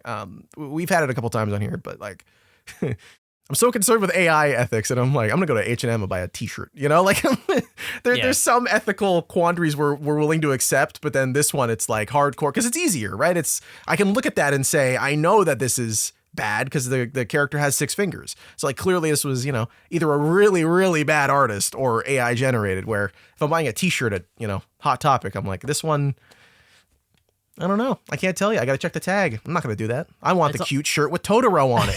And then Totoro's AI generated. It's like, how am I supposed to, what do I do here? The shirt was made ethically, but the art wasn't. What do I do? It's also a weird thing with like, this is very sort of like out there, surreal thought experiment version of this, but I was thinking about the fact that like if you took like a bunch of psychedelic drugs and were hallucinating and you closed your eyes and you saw like a new style of architecture that doesn't exist, but maybe it's like a synthesis of all the architecture you've ever seen in your life, then like it is sort of like a human brain that is aggregating aesthetics into different aesthetics. Yeah. And it's like, if I could then capture that image in my brain, that hallucination, and print it out into an image and like be like, I'm an artist. It's like, it makes me, it challenges my notion of the ethics of AI, because I think functionally that's just using the human brain as a fucking computer to become like an algorithmic aesthetic generator, which is not that dissimilar from like a GAN. But it's like, for some reason, I'm like, oh, that'd be sick though. And it's like, no, but that's not the same different problem. Yeah. So we're going so many layers deep here with this one. I do think it boils largely down to sort of like the ethical implications of like stealing other people's work and profiting from it without compensating those people. So like, I only bring up that example because I am inherently sort of lean like anti-AI art on basically everything. Mm-hmm. And so I think it's healthy to like challenge my assumptions about that and be like, do I hate this because I've made up my mind that it sucks and because I'm aware of these ethical implications? Or is it specifically because like it's ripping off people? Like in a world where every artist was, had infinite money and bread and water and safe housing and whatever, would I still hate this or whatever? Totally fair. Yeah. Conversation that I'm sure will continue until the heat death of the universe at this point. Pandora's box has been opened. Which is getting sooner and sooner with every algorithmic network. Woo! Dude, it's all good. Now I know what that one scene from Fight Club at the end would look like if Hayao Miyazaki drew it. So I think it's all worth it in the end.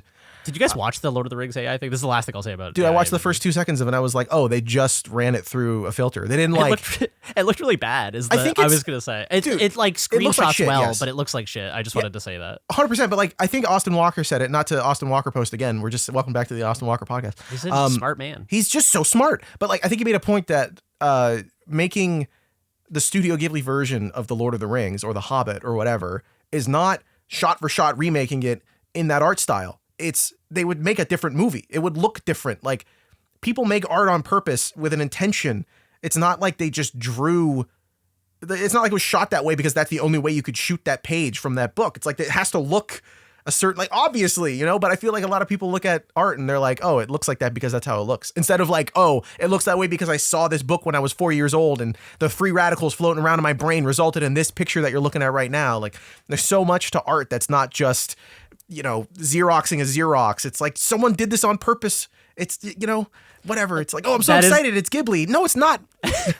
that is the funniest thing about it, is that like people are like, wow, this would be such a cheap way to do what takes Studio Ghibli like 10 years to do. And it's like, yeah, if you made the entire Lord of the Rings movie first and used that as training data, which at that point you might as well just draw the fucking movie. Yeah, dude, anyone can trace. It just takes time. Like, fuck off. Anyway, it's very, very, very fucking funny to see people so psyched about something that looks so sloppish. Yeah, it's embarrassing, and I hope they all sleep on the warm side of the pillow, and there's no cold side. I was going to say something meaner, but I remember it's being recorded. Yeah, I don't want to. I'm getting on a plane soon. I don't want to make any jokes.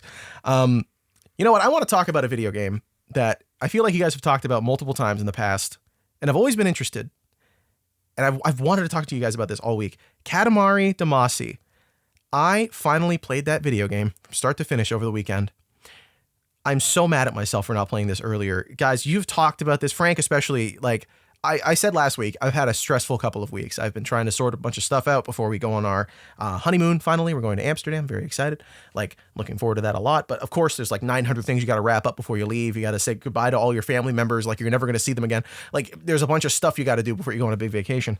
Put a lot of weight on me. And I'm like, man, I really need something to help me de-stress. And I've been doing my little puzzle games. They've been making me feel good, and I feel smart. Yay! I can do Sudoku on easy now.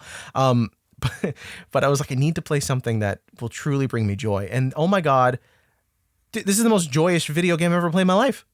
This is like, it's like someone took Happy and ground it up and put it inside of my Steam Deck. It's so good. Like I can't even vocalize really how much fun. If you've never played Katamari Damacy, it's a game about rolling a ball around and saving the universe and creating stars in space again, because some giant guy with a huge ball just knocked all the stars out of the sky. And now you, as the little prince, have to create the stars by rolling up the entire Earth and then shooting it up there to make something. I played the Reroll version of it. So like the remaster remake version of the original Katamari Damacy on my Steam Deck. It was a really fun time. But man, this is just, it's so weird. It's like when I was playing it, right? And I think, Frank, you talked about it before, about it being just like a joyous experience, but also the controls being really weird. That was like fun to me. I don't know. Was there a point, Frank? You played it more recently, I think. Or Jeremy, did you check it out? I think we talked about it. I haven't played Reroll, but I have played multiple Katamari Damacy games. Okay. Like the games, the controls for them are basically like both the analog sticks, and stop me if I'm saying something that's not there in the original, but both the analog sticks control the ball. Like you go forward, but also you could use them to like pivot. The controls are so weird in at least in that first game. But oddly, like it feels necessary to create the tension and the friction for the game design. Like even past that, the mechanical introduction stuff. Have I done enough? Does the listener perhaps understand what this game is? I don't want to talk about that anymore. But like the core for me here is I halfway through playing it, I was like, this is so special because I'm not doing anything, which is like a weird thing to say, but like you're not, the inherent goal is just to make a big ball. Like there's no objective markers. You know what I mean? It's a very 2004 ass video game, and it felt very childlike. Like I was trying to think about what exactly the feeling I was having was. And I've been hanging out with our friend's baby, who just turned 1 last month, I guess. And it was like, I had the same feeling just sitting there rolling a ball, or like we were throwing Lego pieces around for whatever reason. Knocking over a tower of Lego is really fun. And it was that same childlike sense of like, you're not doing anything. There's no objective. There's no, like, there's a goal in Katamari Damacy to like reach a certain, but I got that done at like half the time, every single time. It's not like it's challenging once you understand the controls anyway. But just that act of play that felt so removed from any extrinsic motivator. Like, there's achievements, but whatever, you get them for finishing. That's all that really matters. There's like percentage goals for some of the challenges, but for the most part, it's like, you're just doing it. I don't know. Do you guys have any thoughts on Katamari again, Frank? I mean, I'm sure you're excited to talk about it anyway. Yeah, I mean, like, it's a big reason why I'm obsessed when I'm in Tokyo. Like, let me walk down Harajuku, let me go down to Takeshita Street, let me go to Akihabara. It's like you're surrounded by, it's like pure serotonin and dopamine. Like there's so many layers of it, but like one is the music, like Shibuya-kei, like that era of music. Like even in the last month, I got into a 2003 hip hop Shibuya-kei band called Halcali, and it sounds like Halcali. And it sounds like their music should have been in Katamari. And it's the same reason I love Jet Set Radio. It's like, when I listen to that genre of music, just like that mashup of everything in Y2K, it's like so joyous. Like, I like went out of my way to look up a new Shibuya-kei band because I was like, my mood was like up and down like the last like 2 months. And it was just like, what's going on with me? And like, so just hiking and listening to that music like brightened me up. And I remember literally like a year ago, post my dad's passing and all that, like I was listening to the Katamari soundtrack while riding my bicycle. Like, it's just so joyous. It kind of puts your head in like a lighthearted, like daffy, like it's just so like la la la la la la la la la la. Like it's just, and like there is scatting in Katamari, but it kind of like flips your brain a bit. Like, hey, don't take everything seriously. Like a toddler, like enjoy everything. Everything is new, and then like. The game is so colorful. It has such a unique, like, we're just talking about the Ghibli stuff, but it's like that Katamari's like sense of humor through their art. Like, you want to see, what does a telephone look like? What does a cell phone look like? What does a giraffe look like? Everything is just funny. The way it's drawn, presented, and then people in the streets panicking. It's like, I don't know. It's also like just seeing the perspective you go from like an ant to a kaiju, and like every time the scale and shifts, every time the scale into perspective shifts, then everything looks different, and it's just like. It's just so funny, and you are experiencing the world through this very unique artistic lens, and it's like you want to see everything. You want to replay levels. Like, it's like Crazy Taxi. All right, let me start this level going this way, and then the unique things you find. But it's just like it is like the most delightful game I've ever played. And like the sequels will start like, okay, you have to pick 20 giraffes, and it makes it a little less fun, right? Because it's like, okay, there's a little bit of that in the first one, but not as much, yeah. Yeah, and like the original is like, oh no, it's very like, I don't know, just pure in that sense, but it's so joyous. And there is like this like, I don't know, I always like equate to like OCD, like way I like picking stuff or whatever, but it's like when you collect stuff, it makes it a little like boop, but like that little like sound effect, and it's the equivalent. Like I used to like peel paint as like, it was like an OCD pick. I used to like peel paint off like a door, and then I occasionally do my fingers. But like, there's something so delightful about like when you're rolling over something, you can't grab it, and you get a little bit more mass, and then it just effortlessly like plicks off the ground, and you keep going, and it's like, oh god, yeah. And then you keep mashing into something, and eventually you get it, and you get like, it's so satisfying. And I don't know, it's the snowball effect of it gets bigger and bigger and bigger. And I guess that is in Mario 64, but yeah, it's just, it has like the music, art, sense of humor, the game feel. Yeah, the placement of objects, like you were saying, the way that things are set up is almost like telling its own little story. I remember the one that stuck out to me the most was when I don't remember which star it was, but one of the later ones. You start off, and you know the way that it's designed is sort of like that Mario setup in certain spots, like, oh, follow the coins, and this will be the path that you're supposed to go on, or it'll be like an optimal whatever. You can go this way if you want. One of them started with you picking up fruit. And there's a bunch of bananas in a row, and I picked up the bananas, and the King of Cosmos pops up on the screen. It's like, bah. And I was like, what the hell is that? I kept going, nah. I'm like, you're kidding. That's so funny. And then you get to the end of the line of bananas, and there's a bell, and I picked the bell up, and it was like, bing. And I was in that moment, I was like, no, this game is perfect. This is so funny. The fact that they're able to do so much, tell so much of a story, and like have these little moments of joy in such a simple system is just so beautiful. I mean, you know, I'm hyping up a game from 20 years ago, but like, it's just so, I have not played anything, even something like Donut County, which I think is in the same sort of realm of like, you know, growing in size. I was waiting for Katamari Damacy to turn into like some deep existential criticism of capitalism. And it's like, no, it's just fun to make a big ball. Like that, I think, when I finished it, was a real wake up call of like, oh, maybe video games are a little too subversive. Maybe we need to like be a little bit more sincere in our visualizations of stuff. Like you could just make a game that's fun and joyous and enjoyable, and it doesn't have to be some like, I'm sure you could make some observations about Katamari Damacy, absolutely, especially with that ending song. Like all art is up to your own perspective, but it's not like in your face about it. It's not like sitting you down and going, hey, this is a critique of capitalism, man. It sucks. It's like, no, you have like, to collect all the stuff. Just yeah, like you got to become as big consumerism. as possible. And the bigger you get, the easier it is to get bigger. And I'm like, Get yeah. more Like, powerful. yeah, but I got to come to that on my own. I don't want to have to sit down and like the characters turn the camera on me and they're like, hey, man, what do you think? What do Just you like think the about real world, right? Yeah, And the isn't that characters crazy? and the camera says that. Sponsored by the McDonald's Corporation. Like it's yeah. And the way that it captures that sense of, I don't know, 2000, this game launched what, 2005, right? 2004, something like that. I think go 4. Before, like at that point in time, I imagine there was like less. What was I, like 9 years old? I don't know anything, but like there was less of a understanding of Japanese culture, and it was still sort of that time where, at least from what I remember, Japanese commercials were like, whoa, dude, this octopus. Like it was, you know, Japanese culture wasn't something that was like seen as fun. It was more just like this weird other universe. So it's cool to go back and play this game. Obviously, it's the remaster of it, and see that stuff really early on. Like I imagine there was parts, especially in the house, like food items or like certain cultural, like the banners, stuff like that at that time was like, and I was curious, actually. I went back and read reviews. I'm surprised that this game reviewed so well. Like it did really, really well at launch. I thought I was like, there's no way people like this. This must have been like some weird, no. It, like, yeah, it's like a cult classic right out of the gate. That's I really remember cool. it being very popular.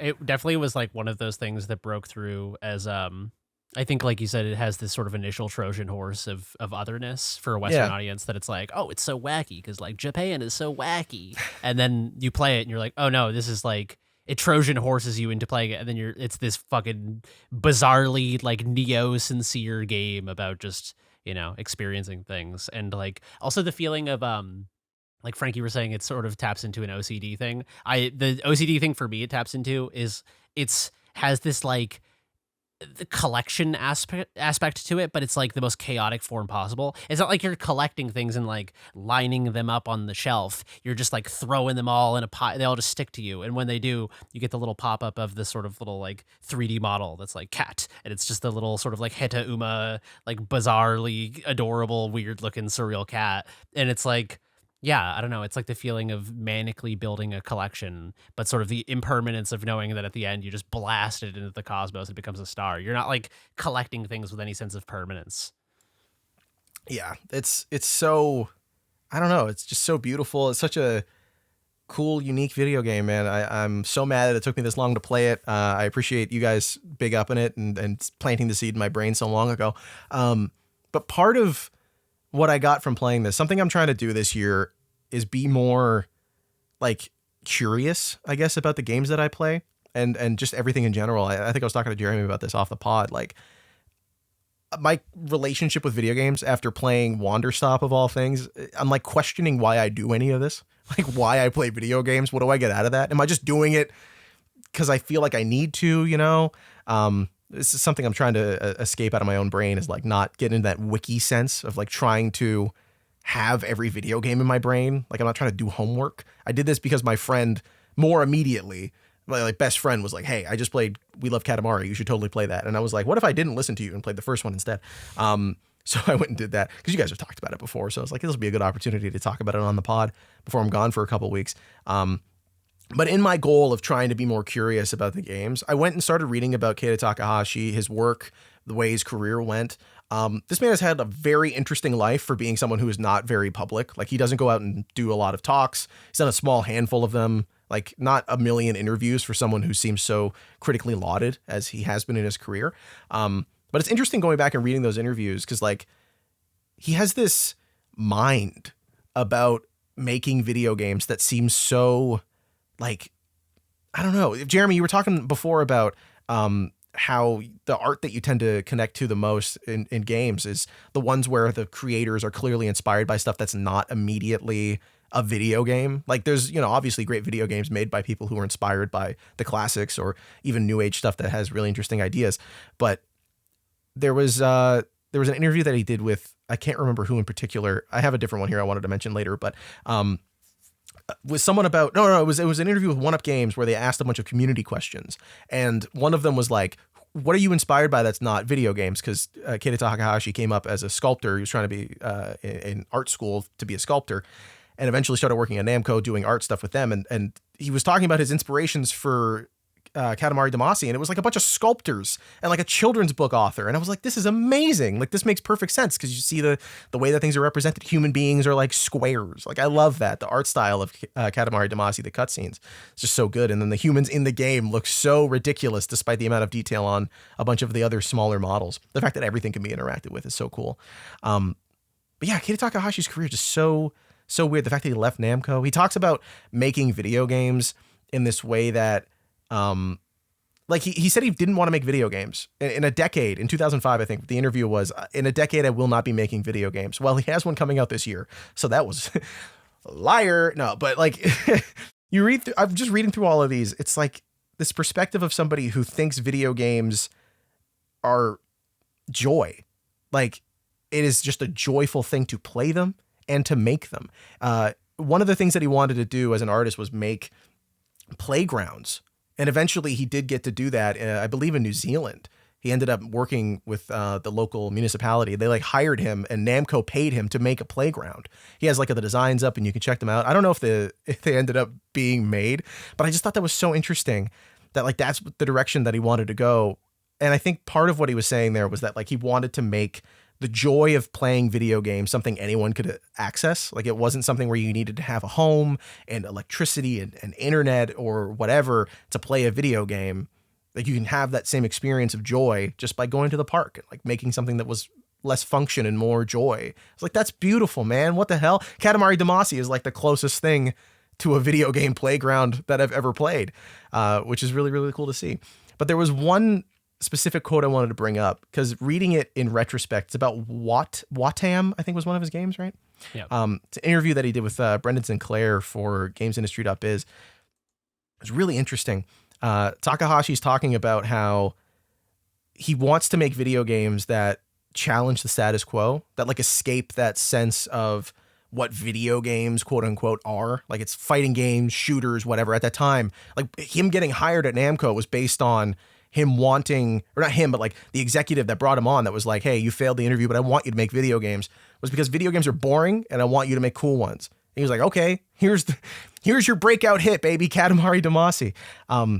But so many years after making that first game and now breaking off and having his own studio and working with Annapurna Interactive, he's had that sense of like, am I breaking the status quo? And he's like, not really. Like, it feels like games aren't really changing. So reading this interview in retrospect was really interesting. And this quote that I want to read was, I thought, just really indicative of the kinds of games that he makes that I want to play more of now, but also just something that really spoke to me. It's always like that because I'm trying to go against the current trend of games we have right now. You know, shooters or fighting games. They never change, but almost all people love that kind of game, which I understand. Shooting or fighting is kind of fun. But as a game designer, that's kind of sad because we couldn't provide a different perspective for the player. I understand fighting is fun, but this is a different perspective of fun.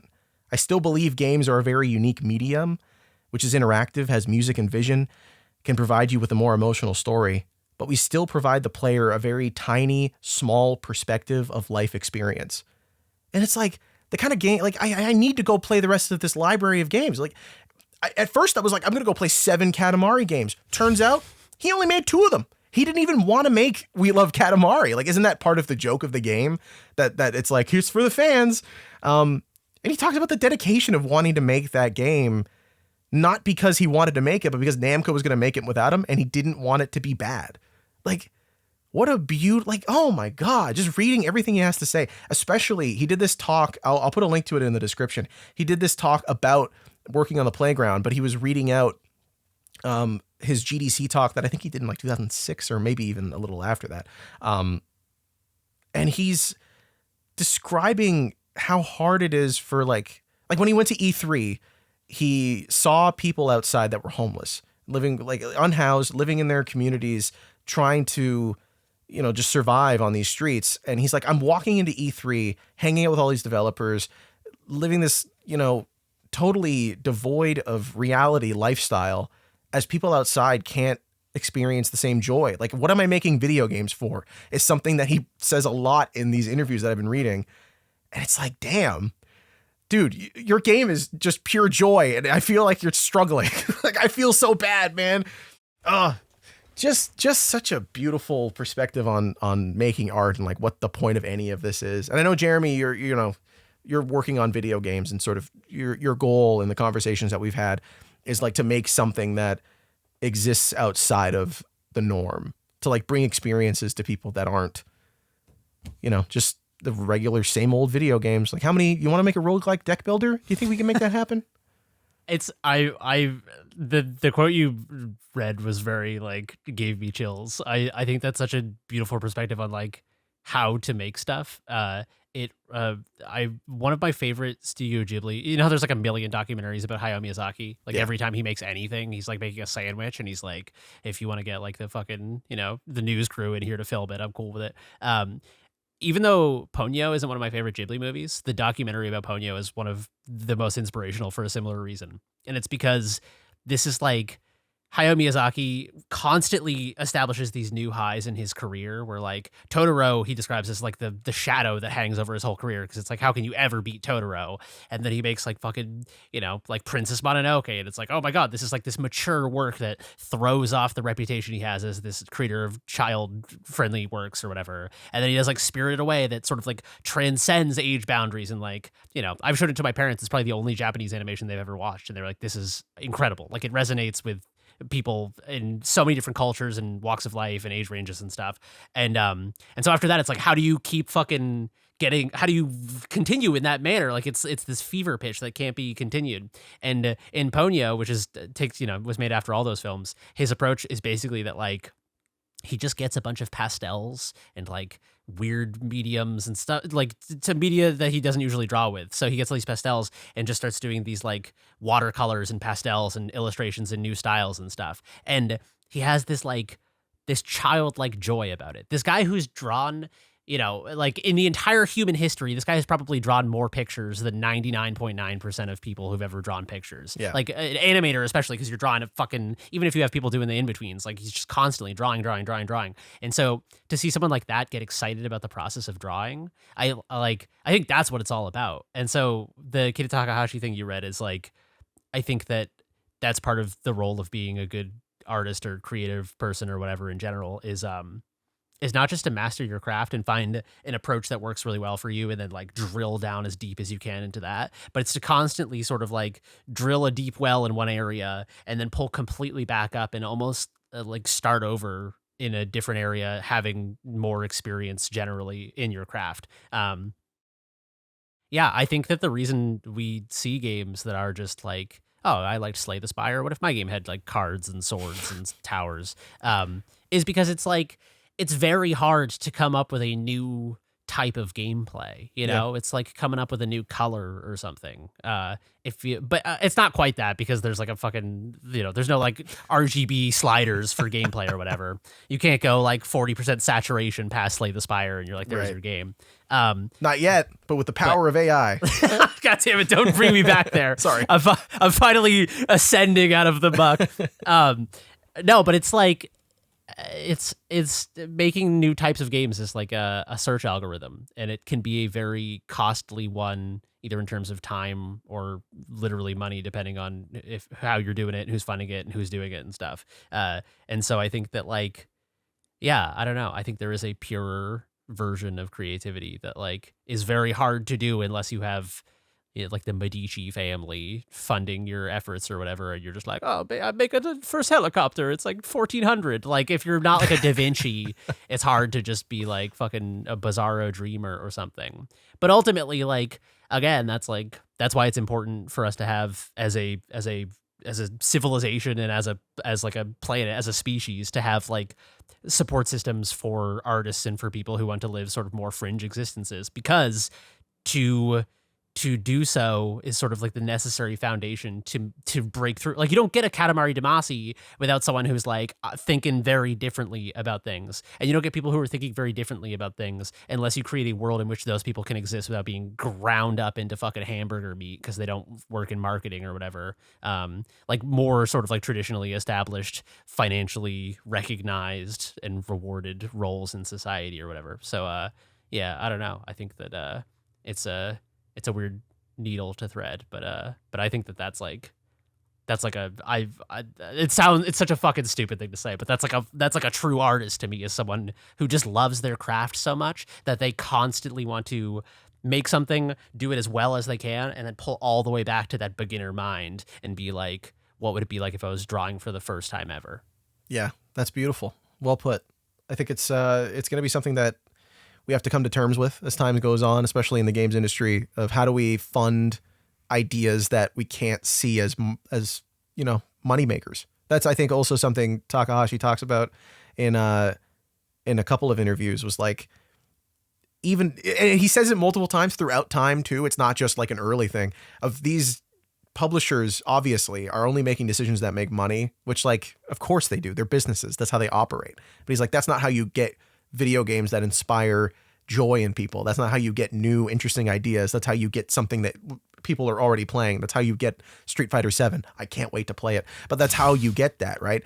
It's like everything's sequels. It was actually really sad going back and reading all that, because in that moment, it almost seemed like every journalist who was talking to Keita Takahashi was like, this is the future of video games. Weird, small experiments that are cheaper and more fun. And I'm like, God damn it, we're doing the same thing right now. It's 2025 and we're saying exactly the same things to exactly the same creative minds. And we're saying to them, hey, you're the future of video games. You're making weird art that's going to change the world. And it's like, no, man, we were saying that 20 years ago. Nothing changed. Yeah, because the funding structures haven't changed. Like there will always be, until we live in a world where it's like actually literally impossible to survive as a person who doesn't just make like extremely mass appeal games or whatever, there will always be people who just like love games in a way that is different and uniquely them, and they make idiosyncratic weird shit. And some of those people will win the indie game lottery and make $100 million, and some of them will work as like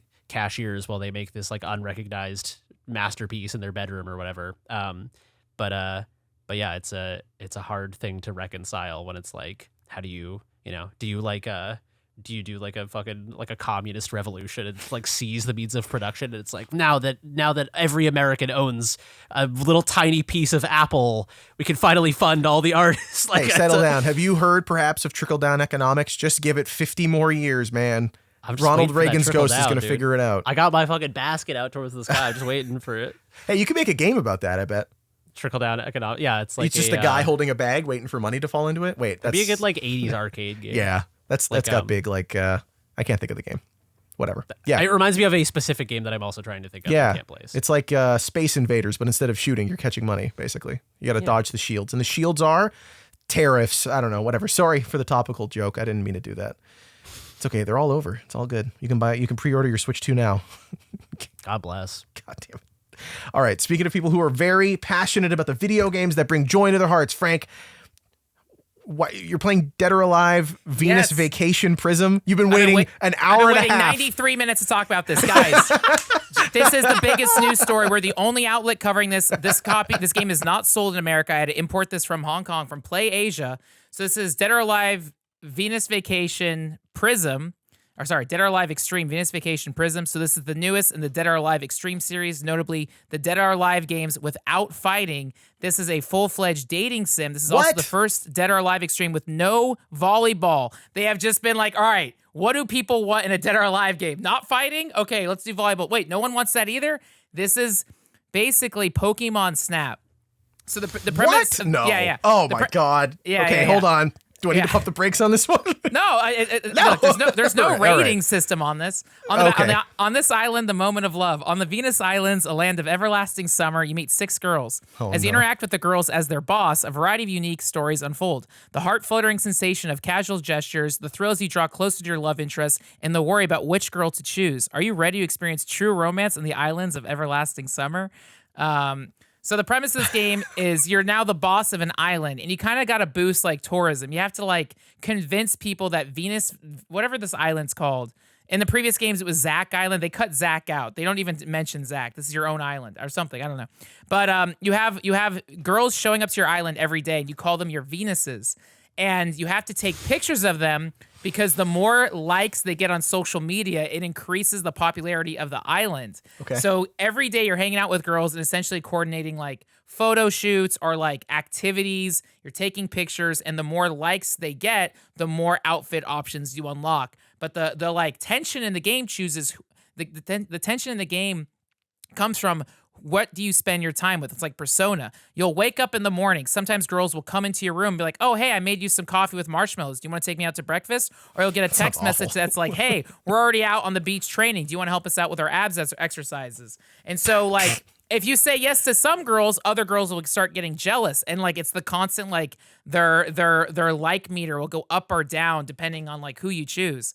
And, like, it's hard because, like, I've now played maybe 4 to 5 hours of this game. I've unlocked all the girls, but now it's like, who do I spend my time with? At the end of the night, they keep talking about how there's like a meteor shower, and you get 2 bracelets. Okay. And whoever you give your bracelet to on the night of the meteor shower, there's like a story of the island. And if you both have the bracelet and you look up into the meteor shower, then they are your everlasting Venus. Okay. And so, like, Damn. I think nice. I think it invites multiple playthroughs. So it has like what a lot of dating games do, where it's like if you pick you can always like go back to an earlier chapter and pick the other option. So yeah, this just came out. It is very fun if there's no volleyball. Like it's straight up like it's not like there's barely any mini games. It really is like you'll wake up, you start a day, and you'll have like your photo assignment. It's like take a picture of a Venus eating breakfast. Take a picture of like Hanukkah. Take a pic like not this that is a not, fully consensual thing, right? Like you're not like hiding behind a pillar trying to get a really good picture of her eating breakfast or anything, right? No, although you can go into photo mode at any point in the game. Like when you're playing the game, you press L1, it's like quick photo, just take a screenshot of the thing. Or you can press square and go into photo mode. And then so you can zoom out the camera, you can move it, you can adjust the f-stop. Like it has all the full on like, you know, everything you need. You can adjust exposure levels, put frames, filters on it, whatever. And when you take pictures, they make noises. They're like, oh, hello, whatever. It's all in Japanese, but you can have English subtitles. Oh, hello makes me think they didn't know you were taking a picture. I don't know. Everyone's shy. But no, the girls have different personalities. There's like a CEO boss type. There's like a very shy, like, you know, it's all the anime tropes. Yeah, and at the end, it's like really is like Pokemon Snap. At the end of the day, you have like all your that comparison, Frank. No, I'm not kidding. At the end of the day, you have to submit which photos you want to get approved. It's just like when Pokemon Snap, it's the same UI and menu and everything. When you have to share your photos to Professor Oak and he judges them. So Professor Oak's in the game. No, I'm kidding. No, there's a name. The boss is Elise, which is the pink-haired girl. That's the one. That's she Elise. looks like she's the boss. She's the boss. She judges your photos, and there's like a star system. There's 1 star, 2 star, 3 star. So you basically can just submit the highest rated photos, or if there's a girl you like, if you favor a girl, like let's submit all of Hanukkah's photos, her like meter will go up further. Like the holiday? Not the hall. No, HON. No, sorry, I was a little confused. Sorry. No, Hanukkah is the only one from the previous Dead or Alive that's in this. Otherwise, these are 5 new girls that have never been in the series. But maybe they'll be in a new Dead or Alive. I don't know if they'll ever make a new Dead or Alive. That has. So is this all cutscenes? Like, are you adventuring around on an island? It's like you don't have free control of the camera. No, it's like POV dialogue stuff. So it's like you can pick what option you say, what you select, what girls you talk to, or where you like. The girls always split up into pairs. Like, oh, I'm gonna go over here with Elise or whatever, and so you can choose where you go with. And again, like Persona, there's like morning breakfast, who you can have breakfast with. It's also kind of like White Lotus. It starts off every morning, everyone's having breakfast, talking, and then they split off. Sam Rockwell starts telling you a really awkward story. Yeah, and you get text messages, and you're checking your phone in front of. It's crazy. And so then you have your afternoon activity and then your nighttime activity. Are you taking someone out to dinner? Are you doing a photo shoot? Are you taking a walk on the beach? Are you talking about the meteor shower and the bracelets? I don't know. And so but at the end of the day, you have all of your photos and they're scored and you submit them, and then all your points get tallied up, and then at the end of the chapter, it shows you like all of how many social media likes they have, what is their like preferences towards you, what routes and stuff you unlock, and then you unlock more costumes for the next day. I don't know how many chapters there are in this, like if you have to, I don't know, new game plus it, what's the fancy stuff in it. I don't know how long this game is. They have said there's not going to be DLC episods or whatever, like it's all in here. Well, they'll sell you another game if you want to play more of this. Yeah, and so we'll see, but this just came in yesterday. I already, I have other games I'm excited to talk about, but this just came yesterday, and my hands were shaking. I was ripping it open. Sweat pouring down your face. Because even when all the tariff stuff got announced, Play Asia had to make a statement that was like, hey, yeah, we don't worry. If you pre-ordered Dead or Alive Venus, we are still like, I paid for this game last year. This was a tax expense. The IRS knows I reported this on my taxes. So I paid for this last year, and it arrived yesterday. Awesome. My friend got the deluxe edition, which I don't even know. This has an English mode, right? Or are you like using okay. No, so it's just the same Google thing. Translate, but you have to like block the you're like only the text. Nothing. It's the same thing that they did with Dead or Alive Xtreme 3. It was not released in America. You can't buy it on the North American store or the digital marketplace, but they made an international edition. So the voice is in Japanese, but the subtitles are in Japanese, English, Chinese, traditional Chinese, simplified Chinese, and Korean. So it's a multi-language, like multi-Asian Asia version. But it has trophies and more. I don't know anyone else playing it. Well, I have my friend in Japan who got it, but it's local there. But so very excited to have this. And it was only $60. They didn't charge a premium for it. I don't know if tariffs have messed that all up. I have no idea. I think, I don't know. But you can get it from Play Asia. They always have booths at like anime convention stuff too, so if you do want to pick it up. But Dead or Alive Xtreme, Venus Vacation Prism. I will say the fact that there's no volleyball or annoying minigames means it's not frustrating. The other games are so frustrating because progression is so difficult because you have to be good at the volleyball stuff and all this. Here it's like, I don't know, it's very easy. All I got to do is take pictures. Yeah, and it's like it doesn't have the Dead Rising thing where like it doesn't tell you how many points the photo are when you take it. But I would accept this more because like on one end of this, obviously I'm like, is this objectification of women? It's the Dead or Alive series, so probably a little bit, absolutely. But also, you're like, if they went a little more arcadey with it, I'd probably be like, that sounds kind of funny. Like, like the Yakuza Infinite Wealth Pirates game, whatever. The most recent one they have, like, they don't call it Pokemon Snap. They call it like, oh god, it's like. It's like Freako Snap or something where you're taking pictures of. That's what they should have called this. Yeah, Dead or Alive Freako Snap. That's basically what it is. And in that one, it's very much it's very silly. This is like the kind of thing where it's like, it's goofy, but like it's not intentionally like it's like. It walks the line because it is silly, but some of the dialogue and stuff is so stupid. But that's why I like it. It's how is the dialogue? Is it like it's dating like, sim? Is it dating sim crap like, of like, hey, oh, boss, good you're morning. so cutesy? Yeah. They're spamming your phone with like emojis, and it's like this is the best. Like 6 girls are texting me. Oh my god, who am I gonna have breakfast with? It's awesome. It's really so. And they're charging less than Mario Kart World for this. Yes, it's cheaper than Mario, right? So I'm excited. Mario never texts me. Yeah, so it's cool.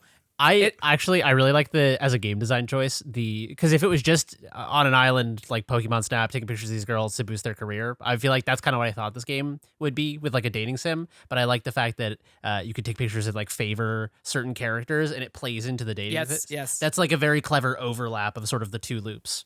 Yeah. Trying very hard to like say a nice thing. No, legitimately. I'm kidding. That's like. That's smart. That's it's good hard shit. Because like the first girl, I'm like, oh my god, I love her. She's the one. And then the next girl shows up. I'm like, oh, I like her. And then the next one, and the next one, and then the boss shows up, and it's like the boss is you have like she's like you have a consulting meeting with her, and she's like doing a progress report with you. And then another girl comes in, and is like, boss, do you need a snack? Oh, you look so stressed. What's wrong? And it's like you can bail on your like meeting with your boss to go hang out with this girl, but it's like, sorry, I'm in a work meeting. Okay, well let's hang out tomorrow. Wink. And then like, oh my god, So it's like you're afraid of like turning people down, but then they like, well then you book them the next day. You know, It's so okay. like, If the woman said no to you, just take her picture, post it on Instagram, and then she'll be cool. She'll be then she gets more likes or whatever. But if you call everyone your Venus, the Venus. So I don't know. It's cool. I like it. It's weird that there's no volleyball, but at the same time, it's like, okay, great. Like it, you know. So yeah, it's pretty easy so far. There you go. I just wanted to say that the first time you said the title of this game, I thought you said Venus Vacation Prison, and I was like, no, that's no. that's Yeah. a very Venus different Vacation game. Prison. You take the other pictures thing, of them. I was picturing the protagonist of this game for some reason as George Costanza, and See, I just needed to share. you're that writing a mental better image. game. They need to call you up. He said, Jerry, there's 6 of them, Jerry. Jerry, you gotta come now. Kramer shows up and they all leave. Oh. Yeah, exactly. He's like, what's going on? And he doesn't realize he fucked everything up for George. See, where's the Seinfeld dating sim? And you have What? to take pictures of Jerry. I feel like that They should probably have exist. made that, right? Someone's, probably feel like tried to that's do a something like Newgrounds that. or like Probably a- very litigious. Yeah. Yeah. I want to can I make an officially licensed Seinfeld game? If anyone could, it'd be you. I would really like to do that. What would you do? Are you doing like a... It'd be a good Telltale type game. Yeah. Yeah, the Kramer will remember that. Yeah. Oh yeah, my yeah. God. Oh, that'd be burned into my screen and just be like, I'd do that over and over again. I feel like it would be like a World of Horror. Yeah. That's a weird. You comparison. just don't change anything. It would just be World of Horror. It would be World of Horror, but it wouldn't be like the horror element would just be sort of the social angst of being a neurotic Jewish man in New York in the 90s. Right. You know, I just feel like that's a good. I feel like I could really speak to that perspective. I feel like, if anyone knows what it's like to be a Jewish man Larry in the 90s David, in New hit York. me up, baby. Yeah. All right. Well, that was Dead or Alive Venus Vacation Prism. Buy it now on PlayAsia. What'd you say it was, Frank? $60? I think it was $60. I don't know if I have no idea what's going on with the global. Yeah, economy or tomorrow it could be whatever. $90. Yeah. Next week it could be Yeah. $300. It all comes down to what the orange man thinks. But I don't know, if you go to Japan, I don't think the Japanese version has English subtitles. So you think you specifically have to get the Dude, they're region locking you with this too. Yeah, the global version. But I don't know if these will be rare or whatever. So it's if you have any interest, get it now before because I really don't know what importing games and stuff is gonna be like in the future. So I was very happy. It shipped, it arrived, no extra fees or whatever. So it's okay, cool. So thank you. And then again, I'm happy to buy it. So because I want more Dead or Alive games. So we'll see. There you go. Maybe one day they'll make a Dead or Alive game where the woman is the one you play as and she has to take pictures of a bunch of guys. I'm sure that's already a game series and we've just never heard about it and 10 million people play it on their smartphones. Do you guys ever see that, by the way? There's one of the most played games on mobile is one that I've never heard of before. It's like a dating sim where it's all it's from I don't remember what the word is, where it's from the perspective of the woman and it's all men they're trying to get with. There's a genre name for that. But it's very detailed and it's 10 million players or 25 million players or something. It's huge. You guys haven't seen this? No? I don't. Am I imagining I have a no video idea what you're game? talking about. I remember when I was in Tokyo seeing so many ads for mobile games, and I think I remember seeing an ad if this is the same game you're thinking of, but the term is fujoshi, where it's girls obsessed with cute boys Right. and all that. It's also a trope, and there's yaoi games and stuff like that. But yeah. So it's the equivalent. We're all Googling Chinese dating sim. Oh, I got it. Love in Deep Yaoi Space. was the word I was trying to remember, and I just Okay. didn't want to Google the phrase "boys love" to find it. Yeah, So fair. Thank you for. I Although once- if you search Yaoi, that's what comes up. I anyway. once said the word fujoshi out loud at a fujoshi bar, and the room got quiet. and so I don't know if you're not supposed to say fujoshi, but no, I don't know. I feel in anime, I'm watching a show called Akiba Rangers, and the girl openly draws yaoi and says, I'm a fujoshi. So, but I don't know. I said it out loud, and it was It's like you said bong in a head shop in the year 2007 or something. So I felt bad. So that was my first trip, though. So that was, Well, your second Just trip, a don't little say baby gaijin Fujoshi. back yeah, then. Yeah. By the way, the name of the game, Love in Deep Space. It's a mobile romance game by the Chinese company Paper Games. In reading this article, also, Love in Deep Space reached 50 million users across more than 170 countries and regions. Sorry. But a recent major update has furrowed some brows by introducing an unusual new feature, a period tracker. What? Yeah. What? I'm not reading into that anymore, but that sounds really interesting. Okay. Listen, I'll give them this. We were talking about novel game features. I feel like I'm not seeing anyone else doing that. That's true. We're missing out. So, I'm just saying they're on the cutting edge. They're on somewhere out there. There is a cutting edge, and they are on it. They have found it. That is true. Yeah. I think that's all the games. Unless Frank, you want to jump into any of the other ones? Yeah, I mean, I have so much more, so it's whatever you guys want to do. Dude, we got time. Let's cruise it. Danny's paying. Doesn't matter. Okay, so rock and roll. I could do another 2 hours. I'm paid by the hour. So before Dead or Alive Venus Vacation arrived yesterday, I'd spent the last week playing through Yakuza 5. So I finished. I got the platinum trophy in Pirates Yakuza, and it was an incredible game. Did it stick the landing? Yeah, it was great, but it's a side game. So it's like, oh, you know what? Yeah, I will say it does it is canon. It pushes the story along. Okay, cool. So I thought it was all silly side stuff, and you get to the ending, I'm like, oh. And I think I texted my friend who works at Studio RGG. I was like, fuck you. What's next? So it's worth playing if you're invested in the series. But so I finished it, and then the next few days I was heartbroken. I felt off. I was like something in my life was missing, and it's because I wasn't playing a Yakuza game. And so I was like, all right, let's go back to Yakuza 5. So I need to beat Yakuza 5 and 6, and then I'm all caught up in the main line. There's secondary ones. There's Fist of the North Star, the Samurai one, and the zombie one. Yeah, the Judgment games, do those count? I've played those. Those are its own timeline, right. But those are also very, very good. So all right, back to Yakuza 5. I finished Kiryu's saga, and the reason Yakuza 5 is really amazing is it's just in Yakuza 4, they introduced it where you start playing as multiple characters. So Yakuza 4, you're playing as 4 different characters, but it's all in the same cities. Yakuza 5 is amazing because you go to all throughout Japan. So cool. I think the first Kiryu is, I think, in Fukuoka, which is way west side of Japan. And every character has their own deep hardcore minigame. Kiryu's he's a taxi driver. So there's two types of missions as a taxi cab driver. One is you are straight up being a obedient taxi driver in Tokyo. So you have to obey the stop signs. You have to wait for people to cross. You can't go too fast. You can't be too erratic. And you're having conversations with your taxi guests. That's cute. The second is you're doing taxi driving on the freeway, and then it's just straight up Initial D, Tokyo Speed, Extreme Racer, racing with drifting and extreme Eurobeat music, and it's amazing. So I did that last year, and it was amazing. Now I wanted to go back to Yakuza 5. I'm playing as Saejima. His whole side thing, you're in Hokkaido, which is the very north part of Japan. There's a whole hunting minigame. You have to set down traps. You're hunting foxes. You're hunting a giant bear. It's a whole... You can ignore all this and just do the story. But the side stuff is you're hunting a bear. That was amazing. The main reason I was excited to get to Yakuza 5 is in the middle of the game. I think her name is Hiroka. The story, you have to do this, is you are an aspiring J-pop idol. So in Yakuza 5, this is the main game, this is the main series, there's no fighting. Instead, you're doing dance battles. You're doing handshake events. You're doing TV guest show appearances. It is there's backstage, you're beefing with the other girls. It is and this is it's not side stuff. This is the main game. And it's a fun payoff because and they introduced this girl in the very first game as a little kid, and every episode, every game, she gets a little bit older. Yakuza 3 is all about maintaining the orphanage that her and all her friends are in, and Kiryu is essentially the father.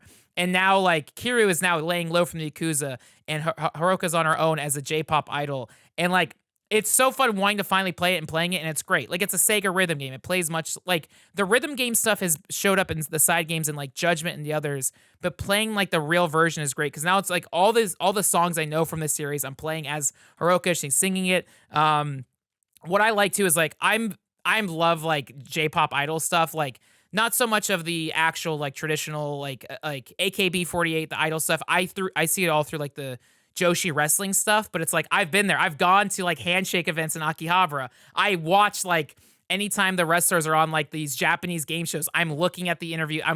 So I'm absorbing all of the idol culture. So it's so funny to play a game that's based on the idol culture, and it's Studio RGG's sense of humor. It's very, very funny. The handshake events is really funny. It's you're handshaking the event, but if the guy holds your hand too long, security comes and kicks him out of the line. Oh, that's awesome. And so so you have to hold his hand just long enough so that security doesn't bounce him, because if the security bounces him, then your fan level detracts. So you have to play the role of an idol, and there's all these pressures on you, and it's oh, that's actually I was playing this and I was oh man, I love the Japanese wrestling stuff so much, but it's oh, this is really their life. Every day they have to do all this bullshit. Like, oh, that kind of sucks. But like, so it was really funny just to get like, because yeah, you're in this office and like you have these grueling managers like pushing you to do all this crap, and it's like, oh, that's actually kind of great. Like, it's really cool to get this inside, like, I can't believe there's that much perspective on depth to it, but I also kind of can. Like the Yakuza series is so good at having those really deep spin-offs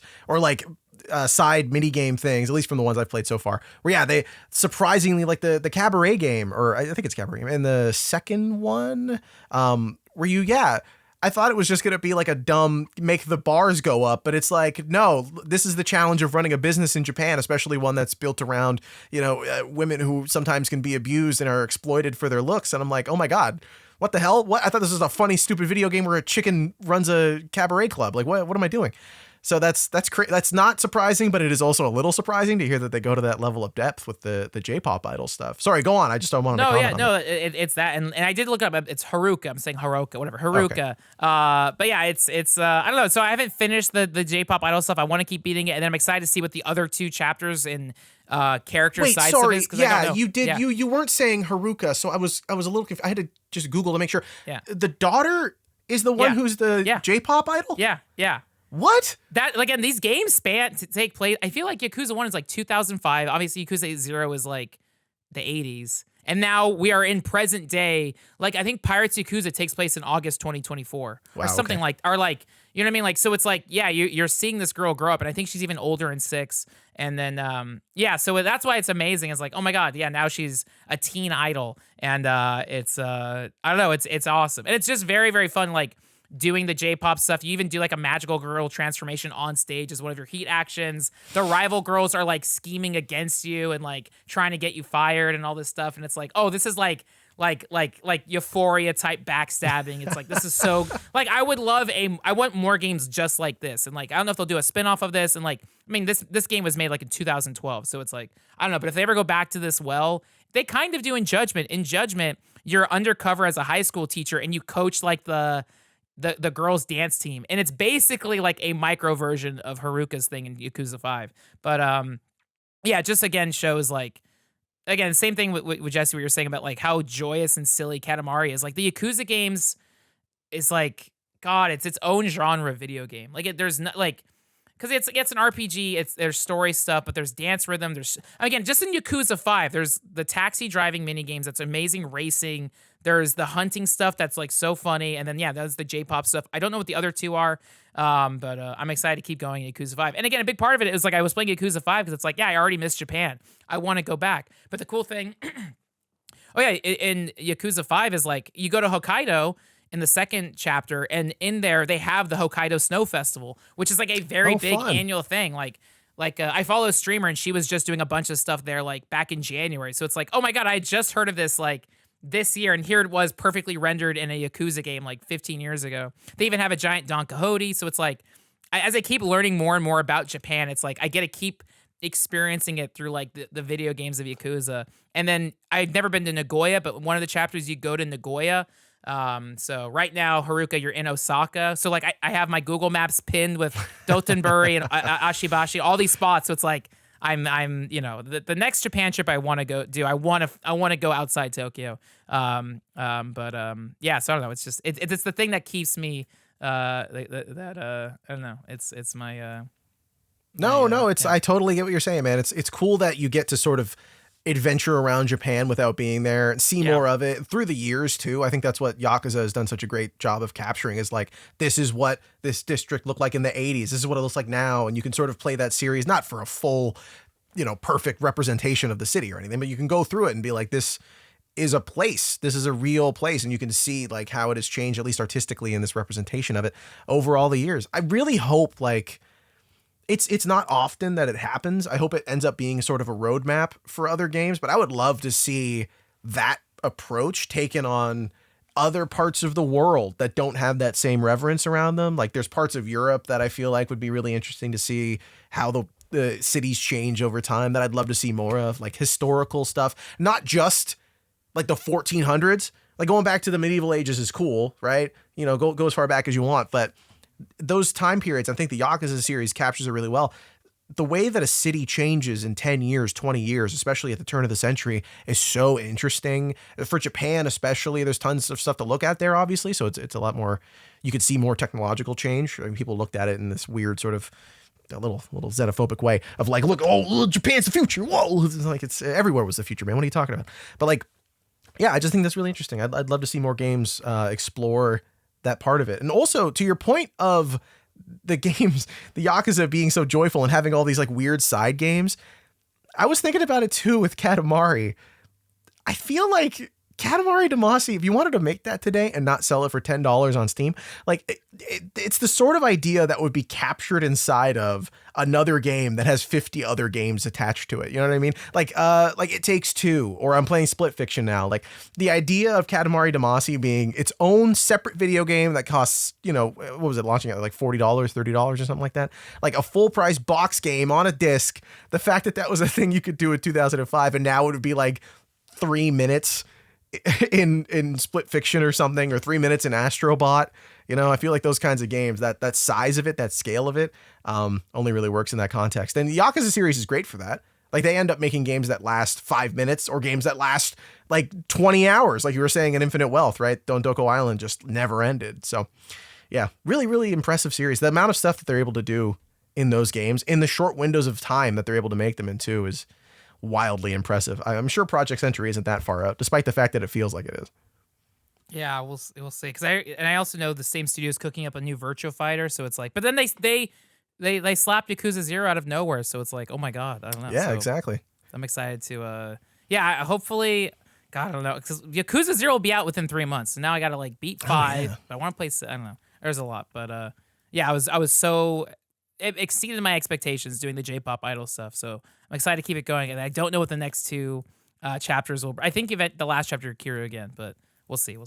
Yeah, the next big game, I guess, is it wouldn't be in Hawaii. No spoilers. Never mind. I don't want to. No, know. yeah. I generally have no you have idea. no idea. Yeah, it sounds like you're like, what the hell is next after beating Pirate Yakuza in Hawaii? So I guess we'll see the future. Maybe they'll go to the future. Maybe they'll make Yakuza -1.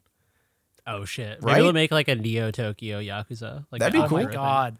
They did the Gaiden, right? Or what was it called?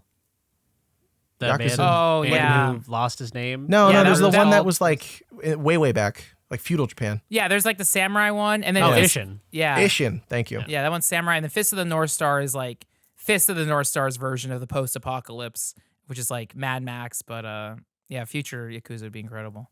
Crazy.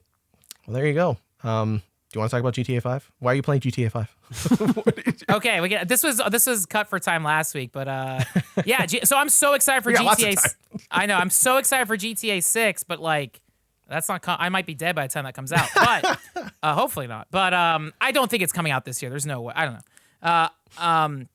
Yeah, I don't know how the hell I even landed on GTA 5. But I think Did you it's play just the new graphics model, or did they No, put I'm just another playing- Dr. I don't Dre kn- mission in there or something? Why did you? You know what? I remember like this was. I remember. I think it was honestly like when Danny, Drew, and I were working on the Half-Life project at Valve. We were driving back to the airport, and we're just talking about like just other games because like we had spent like weeks talking about Half-Life 2. I think we're just talking about like other incredible games that probably had long development cycles, and we're just talking about like Rockstar. Like, oh man, that'd be so cool, you know. And then like. All of a sudden in the car, we're like, man, it'd be so fun to play Red Dead. Oh man, on GTA, like we just got in this nostalgic wave, and I'm like, yeah, I want to replay GTA. And like, I don't know what, I just never finally sat down and committed. But I think it was I finished Pirates Yakuza. I had spent like a month nonstop playing WWE 2K25, and I'm still playing that almost every day. It's great, but like, Have you ranked up on the island? no, I you got all the trophies of the island, so I'm done with that. So I'm like, so now I'm still grinding the world tour mode. I have to do the showcase mode. But yeah, I kind of like scratched all the easy achievement stuff in WWE. So I'm like, all right, let me spin up a new game. And I think I was just scrolling through my trophies on like, what did I like start and never continued? And I was like, oh yeah, GTA 5 was like, I played it back when it came out. So what, I don't know, 2013 or however long ago. Oh, and God. Yeah, I think you're right. And I looked at the trophy data, and I only played that game for 2 weeks and then stopped. Because back when it launched on PS3, I was so excited for GTA Online, but the online wasn't ready. So I played GTA 5 for 2 weeks and then like never went back to it. Then it came out on PS4. I started the story again a little bit, abandoned it. During quarantine, my friends and I, when the PS5 edition came out, we all played online for like that whole summer. But I had never like replayed the story. It's now been long enough since I played GTA 5 that it feels like playing a new game. And like That's awful. I've replayed right? It's been so long. I've replayed GTA 3, I've replayed Vice City, I've replayed San Andreas, and it's like, and I played 4, all the DLC stuff like a year ago, and it's like, yeah, I guess it's now's the time to play GTA 5, because once GTA 6 comes out, GTA 5 is done. There's no reason ever, like, unless you really want to play that again, but it's like, all right, I'll play this, and again, it's amazing playing it now on PS5 because the fidelity is incredible. It's like 60 frames. There's so much detail. There's even new music. They kept updating the online for like a decade. And so like I loaded up this morning and there was a Megan Thee Stallion song in there, like in the single player mode. I'm like, oh my God, there's so much stuff they kept updating in the game. And I think a big part of it is like, it's so nice just driving around LA, but not actually having to deal with the physical stress driving of it. around in LA like as if there was only 5 cars on the road with you at a time. It's like the guys who come home from we were talking about this the other week, who come home from like driving a forklift and they play like train simulator. Yes. You're like, you could just go drive in traffic, but you're like, I'd rather simulate it. Yeah. An ideal version of it. It's kind of funny though, because like since playing it a decade ago, it's like I now have so many new memories about being in LA, and just like, I don't know, it's just like I don't know. It's a very nice, surreal feeling. I think it's like I was playing all the Yakuza games and it's fun, but it's so nice to have like a truly open world. Like you could drive around. Like, I don't know. It's just very nice. But it's doing like I'm genuinely like invested in the cutscenes and story again, and like switching between characters good. On the PS5 controller, the driving and shooting is so satisfying. Oh, does it use the haptics? Right? And it's like, damn, this is so good. Oh, and man. so I don't know. And I'm also like not rushing it. When I played GTA 5, it was kind of like the same issue I had when I played Last of Us 2 and everything. It's like, oh, I want to beat it before it gets spoiled. Here, I don't care. Like I'm taking my time, and I'm not going out of my way for trophy stuff, but like all the trophies in that are just beat the story basically. But when I finish that, I might dive into online. Because, yeah, they've been updating the online for a decade. There's, like, Dr. Dre missions. There's all this silly stuff in there. And it's like, I'll give that a shot before GTA 6 comes out and there's no one's playing that anymore. But, yeah, it's just been fun playing this in the background every day. And, yeah, I don't know. It's just a good game. And, yeah, I don't know. It's just fun. It's just a good game. It's nice to give myself permission to replay an old game. There's like this OCD conquering thing where I'm like, I will never reread a book. I'll never rewatch a movie. Unless I'm doing it like, like... I've had this twice where it's like when I have a girlfriend, it's like, all right, let me show you, like, let's watch all of my favorite stuff. But now I'm just like by myself, and it's like, you know what, fuck, I'm just gonna play GTA. And it's like weird, like for decades, I'm not gonna waste a day doing this when I've already done this. And now it's like maybe I'm just getting older, or maybe it's been so long I forgot. But it's kind of nice to be like, yeah, this feels nice. I don't know. So it's just kind of nice replaying old favorite games. So but I think a big part of it is I'm so. Like, I'm done waiting for GTA 6. I don't care anymore. So it's like, all right, I'm just playing GTA 5. So, I don't know. That's it. It's a good-ass game. But that's great. Yeah. I love that, man. Like, going back and playing old games, that's totally, a really good point that there is this, like, paralyzing fear that you're missing out on something new by playing something that you already understand. Like, obviously, you can get something out of it playing it again. GTA 5, like, the cutscenes, the story. I bet in retrospect, some of that stuff is like, oh, that's funny, or, oh, okay, that's a little much. But, going back and playing even older games for me, like playing Katamari Damacy, I'm like, I should go play that because that's like history. That's like homework. And now I'm kind of stressed out because there's so many cool games coming out that are new that I want to play. Like Blueprints is out this week. Promise Mascot Agency's out this week. The Talos Principle Remaster's out this week. Like, there's lots of stuff that I want to go play that's new. But the other day I started playing Sleeping Dogs again, and I was like, dude, hell yeah. I'm so happy. I forgot that if you just do something you already know you like, you don't have to worry about it being bad and disappointing you. Although you can go back and play something you thought you liked and it turns out it's shit. And you're like, oh no, well, this is a terrible feeling. I don't like this at all. That hasn't happened to me too many times, but yeah. It happened to me with James and the Giant Peach, the movie. That was like my favorite movie as a kid. That sucks. I'm so sorry. Yeah, don't watch that movie anymore. Just live in your childhood version of it. Wasn't there like a French like spider babe or something? What am I thinking of that? Is that what? movie? Is that James and the Giant Peach? That is James and the Giant There's like Peach. a spider chick, right? Is she bad? No, she's got like doesn't she have like the You're not hearing what I'm saying. No, I can't. Yeah. I don't know. I don't remember. I just remember that spider chick. I do remember it was a spider lady in it. Yeah. Oh yeah, she's got the cigarette and the. Oh, and the, she's like, French. It's do you still a call very it? cool movie. It's just I felt like it was like it lacked cohesion. That my child brain was just like I like the way it looks. I like when they're at the beach. And as an adult, I'm like, I don't know about all this. I had a similar thing, but I still liked it because I am a fool. When I went and watched the Lemony Snicket's Series of Unfortunate Events. I've never seen those movies, never read those books. That movie, it's only one movie, unfortunately. They were supposed to make like 8 of them, and I think Jim Carrey was like, I'm tired of being like this. I'm going to go draw paintings of children getting drone strike. Being like this. I like to imagine that he wasn't saying that about the character. He just was saying that about his I think way I'm of pretty being. sure he reached the point where he was like, I'm tired of being me. I'm going to go marry he took a long Jenny McCarthy or hiatus, whatever. Yeah, he took a long break, and then he was like, you know what? I'm going to be Dr. Robotnik. again. That'll bring me back. Yeah, I went back and watched the Lemony Snicket's A Series of Unfortunate Events movies. Not that long ago. They did a show on Netflix, not as good. But those movies, that one movie, I keep saying those movies because now you're making me think there's 3 of them. No, that movie is bad, but it's also That's good. not what I thought you were going to say. It's also good. The cinematography in that movie is, I think, genuinely some of my favorite cinematography of all time. Like, it's really, really good. I think it's Emmanuel Lubezki. No shit, really? Yes. What? I know. Every time I think about that, I'm like, that doesn't make any sense. Because he did, I'm looking at his filmography here, and yeah, he did The Cat in the Hat. What the hell? I know, right? He's done an eclectic mix of films. Yeah, he's all over the place. He did the Cat in the Hat movie. He did the Lemony Snicket's A Series of Unfortunate Events, and then he did Children of Men. Yeah. And then, he went on to work with Inarritu and did He Birdman. shot, and like E2 Mama Tambien, and then 2 years later was doing, like, he went from E2 Mama Tambien to Cat in the Hat. One is about, like, road tripping in Mexico and having, fornication in backs of cars to and then what's hats. E2 Mama Tambien about? Yeah. Yeah, he did all the Inarritu movies as well, like Birdman and I think and he The did Revenant as well. Yep. Yeah. Which is crazy. Like, but I'm telling you, if you go back and watch Lemony Snicket's A Series of Unfortunate Events, there are some shots in that movie that set my heart on fire. Like the use of lighting, the way it's framed, like it's just so beautiful. There's a moment at the end where they stop Mr. Snicket. I can't remember his name. Jim Carrey's character. Olaf? Count Olaf? Yeah, Count Olaf. Yeah. And then there's always be an anagram of his name, like Folo. Yeah. whatever. He's like, the kids will never get me. Now I have a big beard and I'm from Texas. They foil his plan, and it's like this light burning a hole into this paper he's holding up. And just the way it's shot is like, dude, kids' movies don't look like this anymore. You used to watch a kids' movie and like it was, it could stir up emotions about the way that art is created. And now it's like Coco Melon.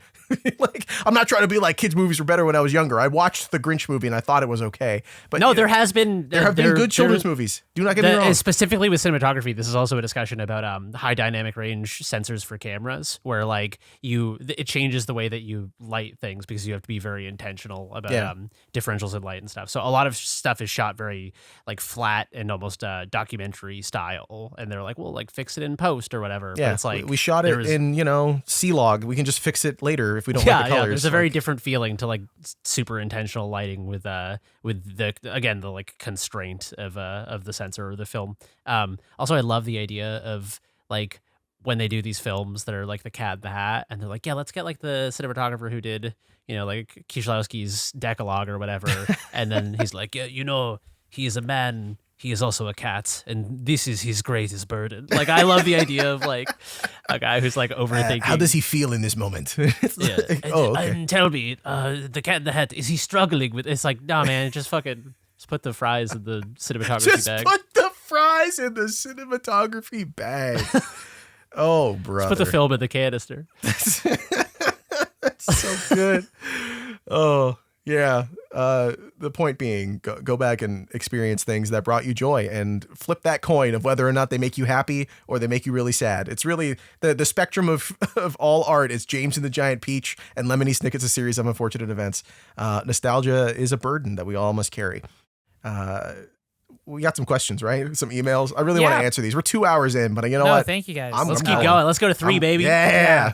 And then, yeah, please, if you people want to send us questions, podcast at noclip.video or in our Patreon Discord in the podcast chat There's channel. so many questions, Frank. People wrote, I appreciate it. No, it's awesome. I love it. Thank you. Yeah, to everyone for sending them in. Jack Rabbit wrote in, do you guys have any silly boomer gaming takes or opinions? For example, it seems in recent years there's been a real resentment towards sniper characters in multiplayer FPS games. My take is that snipers have always existed in these games. People just need to deal with it and get good.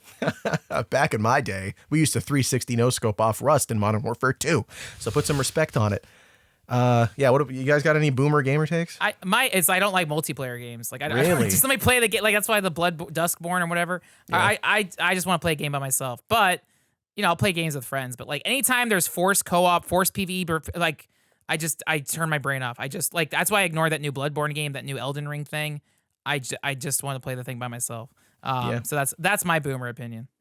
My boomer opinion is probably not that much of a boomer opinion because I think it will be objectively validated by the sands of time. But you should sell me a fucking video game and I should pay you a price for it. Yep. And then you should never sell me anything within the video game. God damn it. Do not put a store in my fucking video game. Let me buy it and experience it as a discrete item of culture. Yeah, that's just a valid take. I don't even think kids like that stuff. I think they're no, just I don't like think they get into it because they have to. It's like, oh, well, Yeah. I mean, what am I going to not have John Wick? What am I going to look like a loser? I don't want everyone to know I didn't have $10 last week. Are you kidding me? The most hopeful I felt for the future in probably 10 years was I don't even remember where I encountered it, but a video of like a bunch of small children and whoever was filming was like, what do you guys think about Fortnite? They're like, nah, Fortnite is cringe. And I was like, we did it. But dude, I saw a 5-year-old with a Minecraft shirt. So if Fortnite is cringe, Minecraft lasts forever. You know why? What you just said. As far as I'm aware, it stimulates the spirit. It does not dampen the mind. That is right. It's not the... I'm sort of the Frank Herbert of Minecraft. That was like a fucking Dune quote. Oh my God. My only boomer take, perhaps also not a boomer take. I don't know. Maybe it is. I feel like kids don't care about this stuff anymore. If I buy a disc for my video game, can it have the video game on it? Damn. Like, bars. Why are we talking about this stupid cartridge crap with the Switch 2? It's like, oh, the cartridge may or may not have the video game on it. What may or may not have the video game on it? What are you talking? Like, I could accept buying a code for your game, piece of paper with the thing on it, whatever. You know what you did. It's the digital version, but you punch it in, you're good. The cartridge doesn't have the game on it? If I lose the cartridge, I don't have the game anymore, brother. What do you mean? That means that's the game. What do you mean it's not on there? Like, you know what people are saying about the Switch 2, and it's like, oh, maybe or maybe it doesn't have it on there. We haven't had anyone from Nintendo confirm whether or not the $90 thing is going to be a real copy of the game. But the Xbox and PlayStation are already doing that.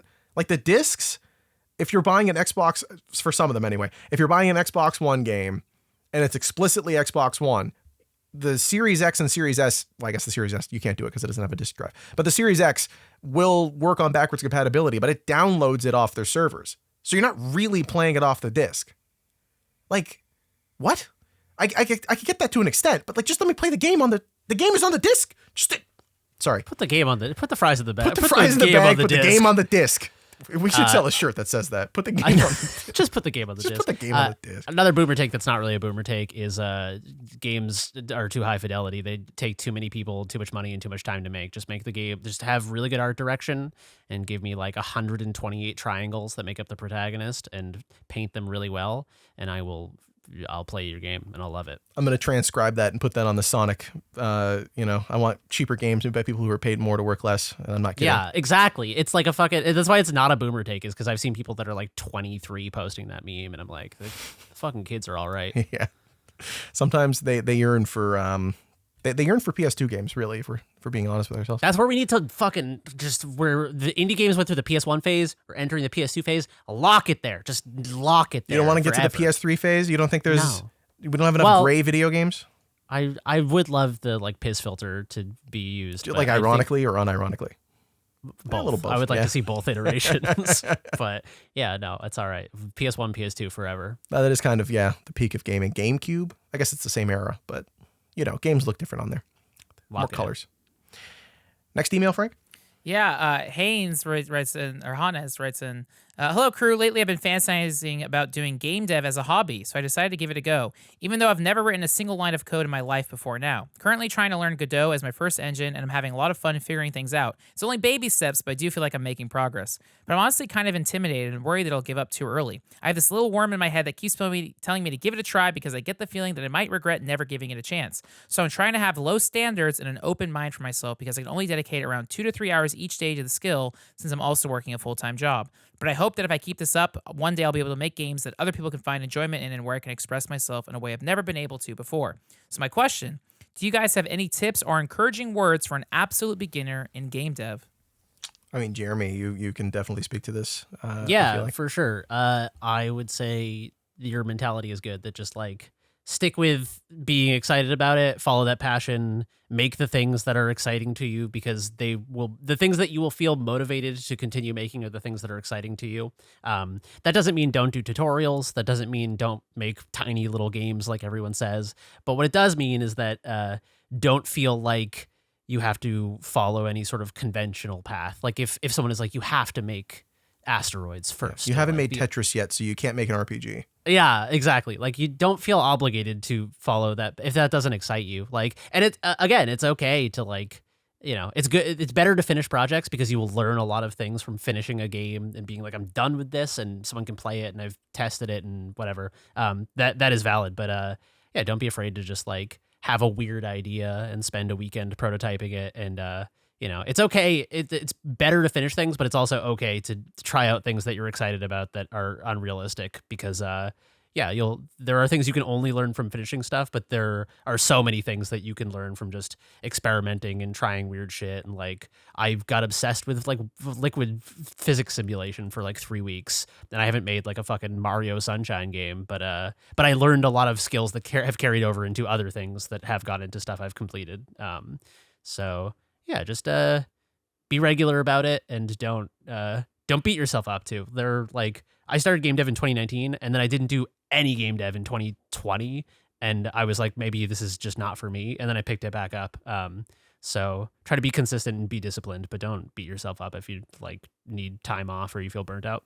Yeah, great answer. Yeah, finishing games is not about finishing. Like, the thing you're learning about finishing a game isn't necessarily making the game the whole way through. Like, obviously, you're making it the whole way through. But, like, you're going to learn in the earlier days a lot more jumping around than you are getting to the end. You're going to learn how to finish a game, but maybe it's not something you're interested in. Or, yeah, like Jeremy's saying, it's going to be you're banging your head against a brick wall when this is supposed to be a fun thing you do on the side. Like you might hate it if you finish if the first thing you make is a game that you hate and you finish it. It's like that you might give up game dev forever. Like that's what happens to people who are paid to do this, and you're not even getting paid, so you might as well have fun the whole way. Yeah, just like any creative medium, just go where your heart leads you. I think that's a good piece of advice.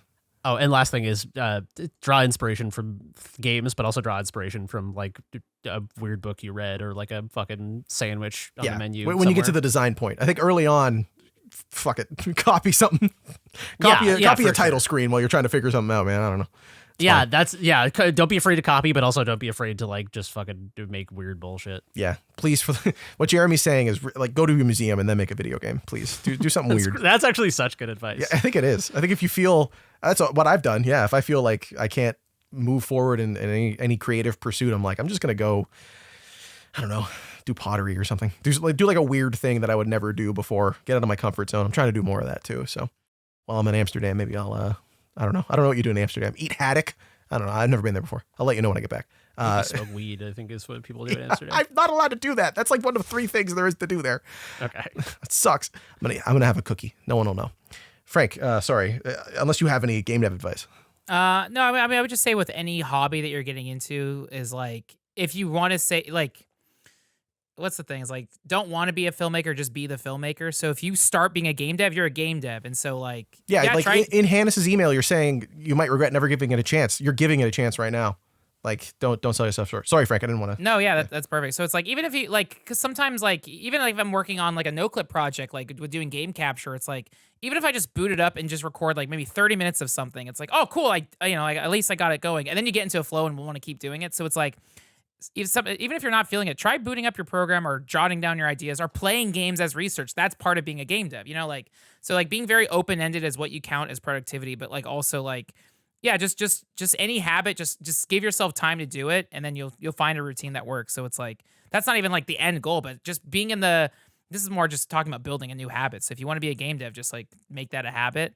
And then I would say also like if you make any prototypes, like try putting it in front of somebody. Do you have a friend on Discord? Do you have a local friend, family, whatever? Just put stuff in front of someone. See if they can even read it. Like funny enough, I mentioned like Valve earlier, but like they would all talk about working in cabals and like everyone just constantly play tested stuff over and over and over and over again. And like, don't beat yourself up. You're not trying to make a product. There's not millions of dollars at stake or whatever, but like, see if what your design is even reading. Can someone understand this? Do you need to tutorialize it? Whatever. I don't, even if you're just making a tiny ass thing that's like click the button, what I don't know.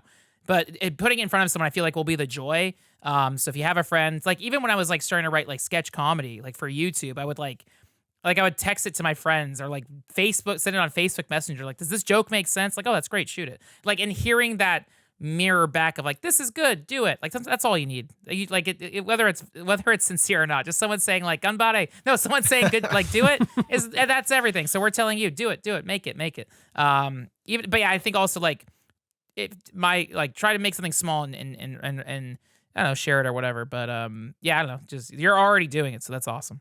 Yeah, Frank fucking nailed it. Yeah. Make something small and then put it in front of another person. I made my girlfriend a game for Christmas that took me less than a week to make, and I thought the idea was so cool, and then I let her play it, and she loved it, but the things she said about it completely changed my perspective on like what could be done with it, what was cool about it, and now I want to make another game taking that foundation and building off of it. So it is you don't know what your game is. You won't know what your game is until other people touch it and are like, this is fucking cool because of like a thing you've never even considered while making it. That's art, baby. It's collaborative. It's all about the human experience, boiling it down. Hell yeah. What do we got next? Yeah, and then Jack on Discord wrote, given that Noclip has carried the torch for the summer of games, what games fit well with the lighter weekday evenings? For reference, I really enjoyed relaxing with Delta V, Rings of Saturn in the dark evenings. Space is dark, great soundscape of sensors pinging, but it just doesn't have the right vibe when it ain't completely dark.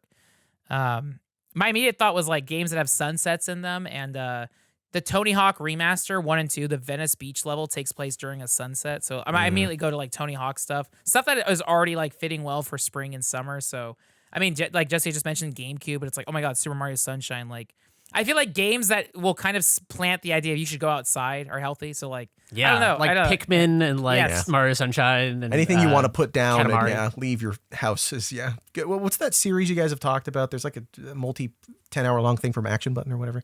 Boku no Natsuyasumi. Oh, Boku no Natsuyasumi. Yeah, that series. There's a new game. I don't know if it's the same thing. Natsumon? Yeah, there's Natsumon, and then there's another one, Shiro-chan. Yeah, Shin-chan. Shin-chan? Yeah, thank you.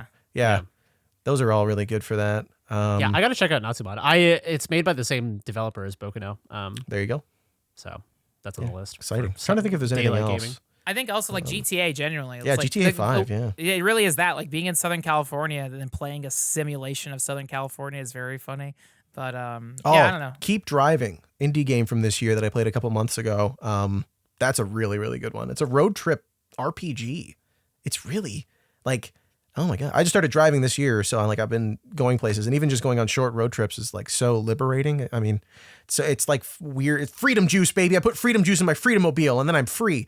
But Keep Driving, find some way to like encapsulate that and gamify the act of like it has systemic storytelling because of the routines that you build over playing it. Like stopping at every gas station and buying up coffee and drinking it on the way there to stay awake so your levels don't drop. It's like, it's a weird gamification of going on a little road trip. It's very fun. It's a very good video. And the soundtrack will inspire your new road trip soundtrack. The music in that game is so damn good. It's like mostly licensed stuff. And I was driving my wife to work. It was like 6:30 in the morning. We're on the expressway here, and the sun was setting in the distance, and it had this like golden hue to it. And I put that song on, and I was like, I get it.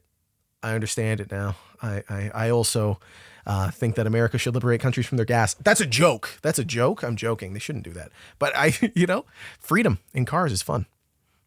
The American dream, driving everywhere. That's right. Yeah.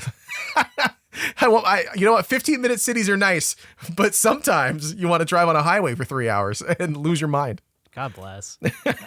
And then Cartooner in our Discord wrote, "What games do you think were ahead of their time, mechanically, narratively, or terms of design?" Ooh, Mirror's Edge is one I always come to for that. Looks great. Parkour games I feel like really popped off a little later after that. Like it was cool, but there weren't a ton of parkour games, and now there's people love running around. How many games have parkour mechanics that don't need them? They're probably built off the back of that. Yeah, this is such a hard question because it's very broad, but There's yeah, go ahead. Sorry. There's like 2 games on Dreamcast. Like one is like Shenmue, like even for its time was insane. Just the idea of like every NPC has their own like day-night cycle. It's also like an anti-game where it's like there's a little bit of combat, but it's just like you're a teenage boy and you're wandering around, and that's the game. Like everyone was ready for a grand. Like I remember the first time I started playing it, I was so excited, and then it's like, oh, I gotta feed this cat. Oh, I can't talk to the quest giver because his shop isn't open. I have to kill 2 hours. What am I gonna do? Like, oh, I guess there's an arcade. I guess there's like now the Yakuza games have like we finally caught up to that. But Shenmue is like I didn't really get it until like I played it on like Xbox when they did Shenmue 2, but I didn't get it until like 2018. I was like, oh, okay.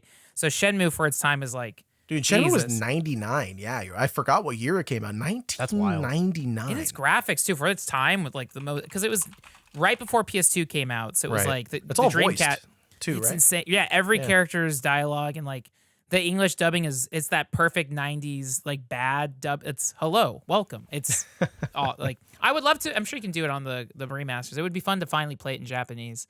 But I've only played it in English. But that's kind of the charm. So Shenmue, and then the other side is like Jet Set Radio to me is still like where we should be heading to when it comes to video games. Like soundtrack and it's like the controls are a little rough, and then like Bomb Rush, Cyberpunk, and like the Tony Hawk games eclipse it with controls. But like in terms of just style and like just it's the coolest looking game and the coolest sounding game. And I'm surprised that I feel like we had talked about this when we talked about like Bomb Rush, Cyberpunk, but it's like. It's insane we live in a world where there's not 10,000 Jet Set Radio clones. Like, and maybe that's just my personal preferences, but it's like that's it. That's the North Star for video games. Why aren't we doing that every week? Like, give me more that's why like I will chase Yakuza, Katamari, like even if it's I don't know, it's just yes. That's why I'm excited for Tony Hawk, but like give it a Japanese soundtrack. Give it I don't know. But Jet Set to me is the peak. Like graphics, like that's how video games should look like. I don't need something that looks like real life. That's boring. Give me Jet Set cartoon graphics. That's right. Like Jeremy was saying, PS2, Dreamcast, GameCube. That's Lock it. In. I think the Mother series is way ahead of its time. I think that not only for the fact that it sort of rebukes this like fantasy setting for ordinary world settings and situations and characters and monsters and stuff, but also just like tonally, it has this sort of what people might call like neo sincerity now, but it's very sincere, but not like saccharine or syrupy. It's very irreverent and quirky and weird and like off-putting at times, but in doing all of those things, it is inviting you into a ultimately sort of like optimistic and beautiful relationship to the world. But it's not doing it in a way where it's like, and everything is always beautiful. Sometimes it's like there's like a shit monster and it does like a fart attack and you're like, that's gross. And it's like, yeah, but it's kind of funny too, right? You're like, I guess poop is kind of funny. Me. You got me there, Toy. The only other one I can think of, and maybe it's not a positive ahead of its time, Evolve. You guys remember that game? Oh yeah. Yeah, that like 4v1 asynchronous game design I feel like is so many. Like Lethal Company's not quite exactly the same thing, but that 4-player co-op trying to solve a thing in a small sort of confined space, because Evolve wasn't like a big open world shooter. It was like a arena shooter, like in a smaller area with one target. So it doesn't have this, but like Phasmophobia, I feel like does that same sort of thing where someone controls the ghost, right? There's elements of that game that sort of became more popular over time. I wonder if that would have performed better if it came out a couple years later, but also like would the games that exist now exist if it wasn't for that game failing? And also, did it do bad because it was bad, or did it do bad because they sold it like terribly with the 900 different versions and all the DLC and crap? Yeah, it's an interesting point too, because it's kind of like it does like some things that Left 4 Dead did, but not as well. And then, but it doesn't break away enough from the tradition of like running around and shooting shit that like later things like Deep Rock and Lethal Company would do, and sort of, breathe new life into co-op as sort of, there's like combat in like Deep Rock, but it's not like the focus. It's more about like a sense of place and exploration and stuff. And I feel like Evolve was like, interested in sort of unconventional cooperative multiplayer, in that case asymmetrical competitive, but still the experience of being in a group with people and doing something other than just like walking around shooting zombies. But I feel like it didn't go far enough. It took sort of like the safest possible innovative route or something. It went with a kaiju route, but it didn't figure out how to make a game that was cool about fighting Godzilla. Like where humans fight Godzilla. That'd be great. I went to E3 Judges Week the year that they were showing that, and I went to the Evolve event, probably the most hungover I've ever been in my entire life. And so thinking about the game Evolve makes me a little nauseous. It has nothing to do with the game itself. I just remember playing it and being like, don't throw up on the keyboard in front of all these sorry. people. Yeah, it's okay. I survived. I just think it's funny that like the game makes me feel hungover. No, that's really funny. Oh my God. It's not their fault at all. I think a little bit. All right, sorry. What's next? Is the last email, Frank? Yeah, last one is from Ghostboy Uwu. During the intro of the most recent Crewcast, Jeremy said he was using a Scarlett 2i2 as part of his improvised stack of stuff mic stand, saying, honestly, this is the best use for it. Danny agreed, mentioning issues with the electrostatic bleed. On behalf of any hypothetical Scarlett 2i2 owners out there, are there any audio interfaces you guys would recommend as an alternative or upgrade? Is the Scarlett 2i2 owner in the room with us right now, or... No, okay. I'm right here, baby. I'm still using it as a mic stand too because I forgot to order one. So what are you plugged into then? A Behringer something or other. I can't read the model number. B222 or something like that. There's a sock on top of it. It's a clean sock, I should say. Yeah, I mean the 2i2 is like fine. Danny has had problems with his. I've had compatibility issues, but ultimately the sound quality has not been a problem for me. Like if I record my my like synthesizer or guitar, I'll use it. Yeah, I don't know. If I'm buying hardware, I'll become an expert on hardware in that exact for like slice 1 of time. week. Yeah. And then like I'll never learn anything about hardware ever again. So I will never know until I have to buy an audio interface. I wish I had better advice. Yeah, I use the Universal Audio Volt 1, but I'm in Jeremy's camp where like I needed to buy a new one, and that was the one that I heard was really good and had all the features that I wanted, and that was kind of it. We're probably not the right people to come to for recommendations on that sort of stuff. But I do think the interesting place that we're at with microphones right now, Frank, you're using what, the Elgato Wave 2, 3? I don't know. Danny gave this to me, so thank you very much, Danny. I have no idea what this is, but it's very nice. But it is an Elgato, right? I think so. Is that on there somewhere? I have to like check my USBs. It's fine. Actually, I could probably check in a second. Yeah. Elgato Wave 3? 3? Or Okay. Elgato Wave? Yeah. USB microphones, especially that one, have been getting better, like a lot better. They're not nearly as good as, an XLR microphone plugged into the, but at the same time, if you're not recording a soundtrack for a movie or like a song, if you're just streaming or you're talking to your friends on the internet or whatever, USB microphones are usually good enough that you're okay. If you already have this stuff and you don't want to make the transition from XLR to USB again because it's a big waste of money because you already sunk cost fallacied your way into having real audio equipment, then yeah, I get it. But, just another one that's okay. Like my Universal Audio Volt has been fine, but also my Scarlett 2i2 was fine for a really long time. I had no problems with it. It broke eventually because I used it for like 6 years every single day. That happens. So I don't know. It's also such a common piece of gear that like when a billion people have a piece of gear, like a number of them are bound to have bad experiences. So it's like a meme audio interface, but like totally. Mine has never let me It's like down. the Blue Yeti. It's like, oh, it's terrible, but it's just because it's not as bad as everyone says. It's just that it's like not great and very common. Exactly. It's just popular. So I don't know. Our recommendation is type in best audio interfaces Reddit on Google and then pick whatever the most the gear uprated answer for everything. Yeah, exactly. Yeah. And then, so I did, it is the Elgato Wave 3. And I think I've been using it it's the same mic I think Danny uses for the podcast. Yeah. Actually, I don't know. But no, I'm pretty sure he does. Yeah. He's got the same arm and it has that feature where you can tap the top and it mutes it, right? I love that. I use it all the time. Yeah. Yeah. I do Twitch streaming, but I'm there for like 8 hours eating and drinking every now and then. So like I will tap it because I hate like those external mouth slurping noodles. Yeah, so I'm always hyper conscious, and you tap it, and the light changes, and it's awesome. So it's so easy. Like so I also fidget a lot, so it's like I don't know. So I'll mute her or whatever. So that is such a helpful feature. Not having that. I have because I have some friends who they'll have to mute their mic, but you hear their button click every time, and it's like that's almost like worse, like. So I don't know. So the Elgato Wave 3 is really good. I have some fancy mic arm. Again, thank you, Danny. They can, so, but yeah, and I always end up breaking on my microphones because I scream and freestyle rap and drop stuff. But I don't know. That's what they're made for, is to be abused. Yeah. Right. I know the Shure, for the longest time, I had a Shure 58 that would plug into a Volt 2. And the Shure has a dent and it's perfect. Dude, you could run that thing over, it'll still work. Yeah, so the Shure 58 into a Volt 2 worked pretty well. It's just I scream a lot, so the gain gets messed up. See, that's the thing with gear too. It's like you can upgrade it, but there's such a diminishing return so quickly with audio gear, especially for regular people. Like if you're uploading your audio, I was saying this earlier sort of as a joke, but seriously, if you're uploading your audio to the internet, who cares? The thing that matters way more is your room being okay. If you're having like technical issues and it's not working, your Focusrite or whatever you're using, obviously replace it with probably the same thing or something better. But upgrade from the Solo or the 2i2 or whatever. Like, what are you gonna get? I'm gonna recommend you an $800 audio interface. Like, you don't need that.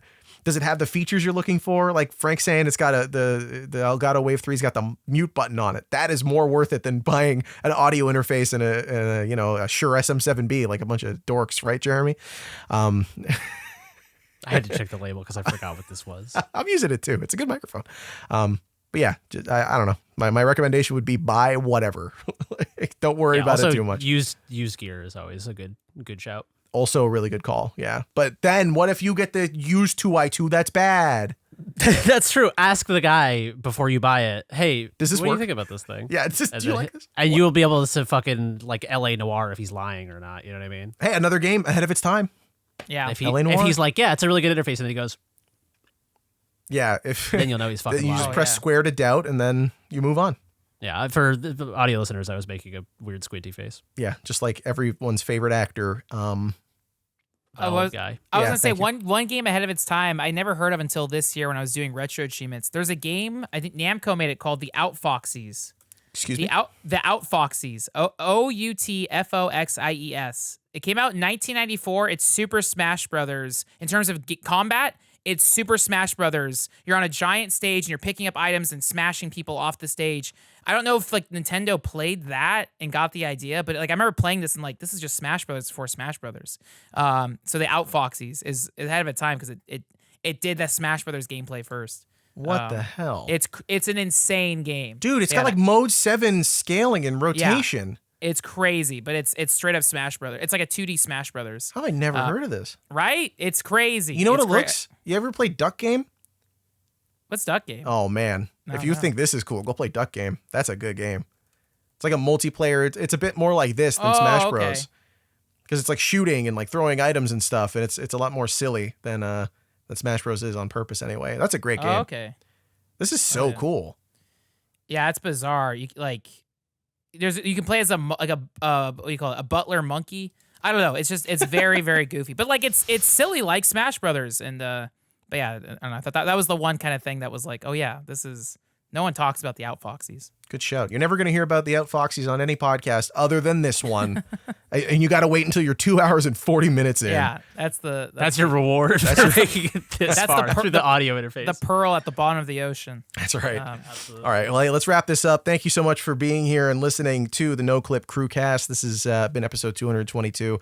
You can support the show on Patreon, patreon.com/Noclip. Fund the show. Fund our documentaries, let us go on fun plane rides to Europe, and we get to take vacation too because of all your support, which is really appreciated. We have tons of cool stuff coming up. I'm not going to pretend that I know everything that's going on with Noclip, but if you aren't already, you can hop on the Patreon and get in the early access tier to watch all of the episodes of Dwarf Fortress. They should all be publicly available soon, but you can watch them all right now. So do that if you'd like. Lots of cool stuff coming up in the future. And again, Danny should be back next week, if not the week after, to talk about his trip and all the fun stuff that he's been playing. I'm sure he's been playing something cool.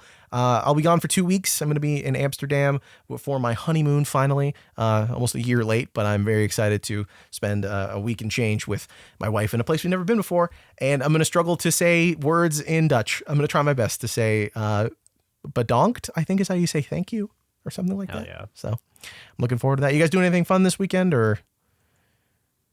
All right. The week next week is the Vegas WrestleMania weekend, so There you go. I'm very, very excited. I'm like ready to go. But the weather has been so good that the bike riding's been really fun.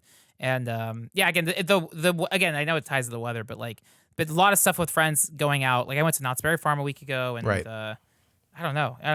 Stuff is happening, so I'm excited. But yeah, bike rides. I even did a bike ride Saturday with my friend and caught up, and it was a good time. So Hell yeah. Hell yeah. I'm That's I've been figuring out what restaurants out here are good because I haven't lived out here in so long in this area. So I found a ramen shop that's in like one of the shittiest towns in this area, but it appears to be the only good restaurant in that area. So I'm very intrigued by this very authentic seeming ramen shop. So Hell yeah. get some ramen and basically do a lot of game dev. That's the plan. Hell yeah. I hope you, listener, have a great weekend, night, day. Be sure to like, comment, subscribe. Bell us. I don't know, whatever. We'll see you next week. Goodbye. This has been so long. Goodbye.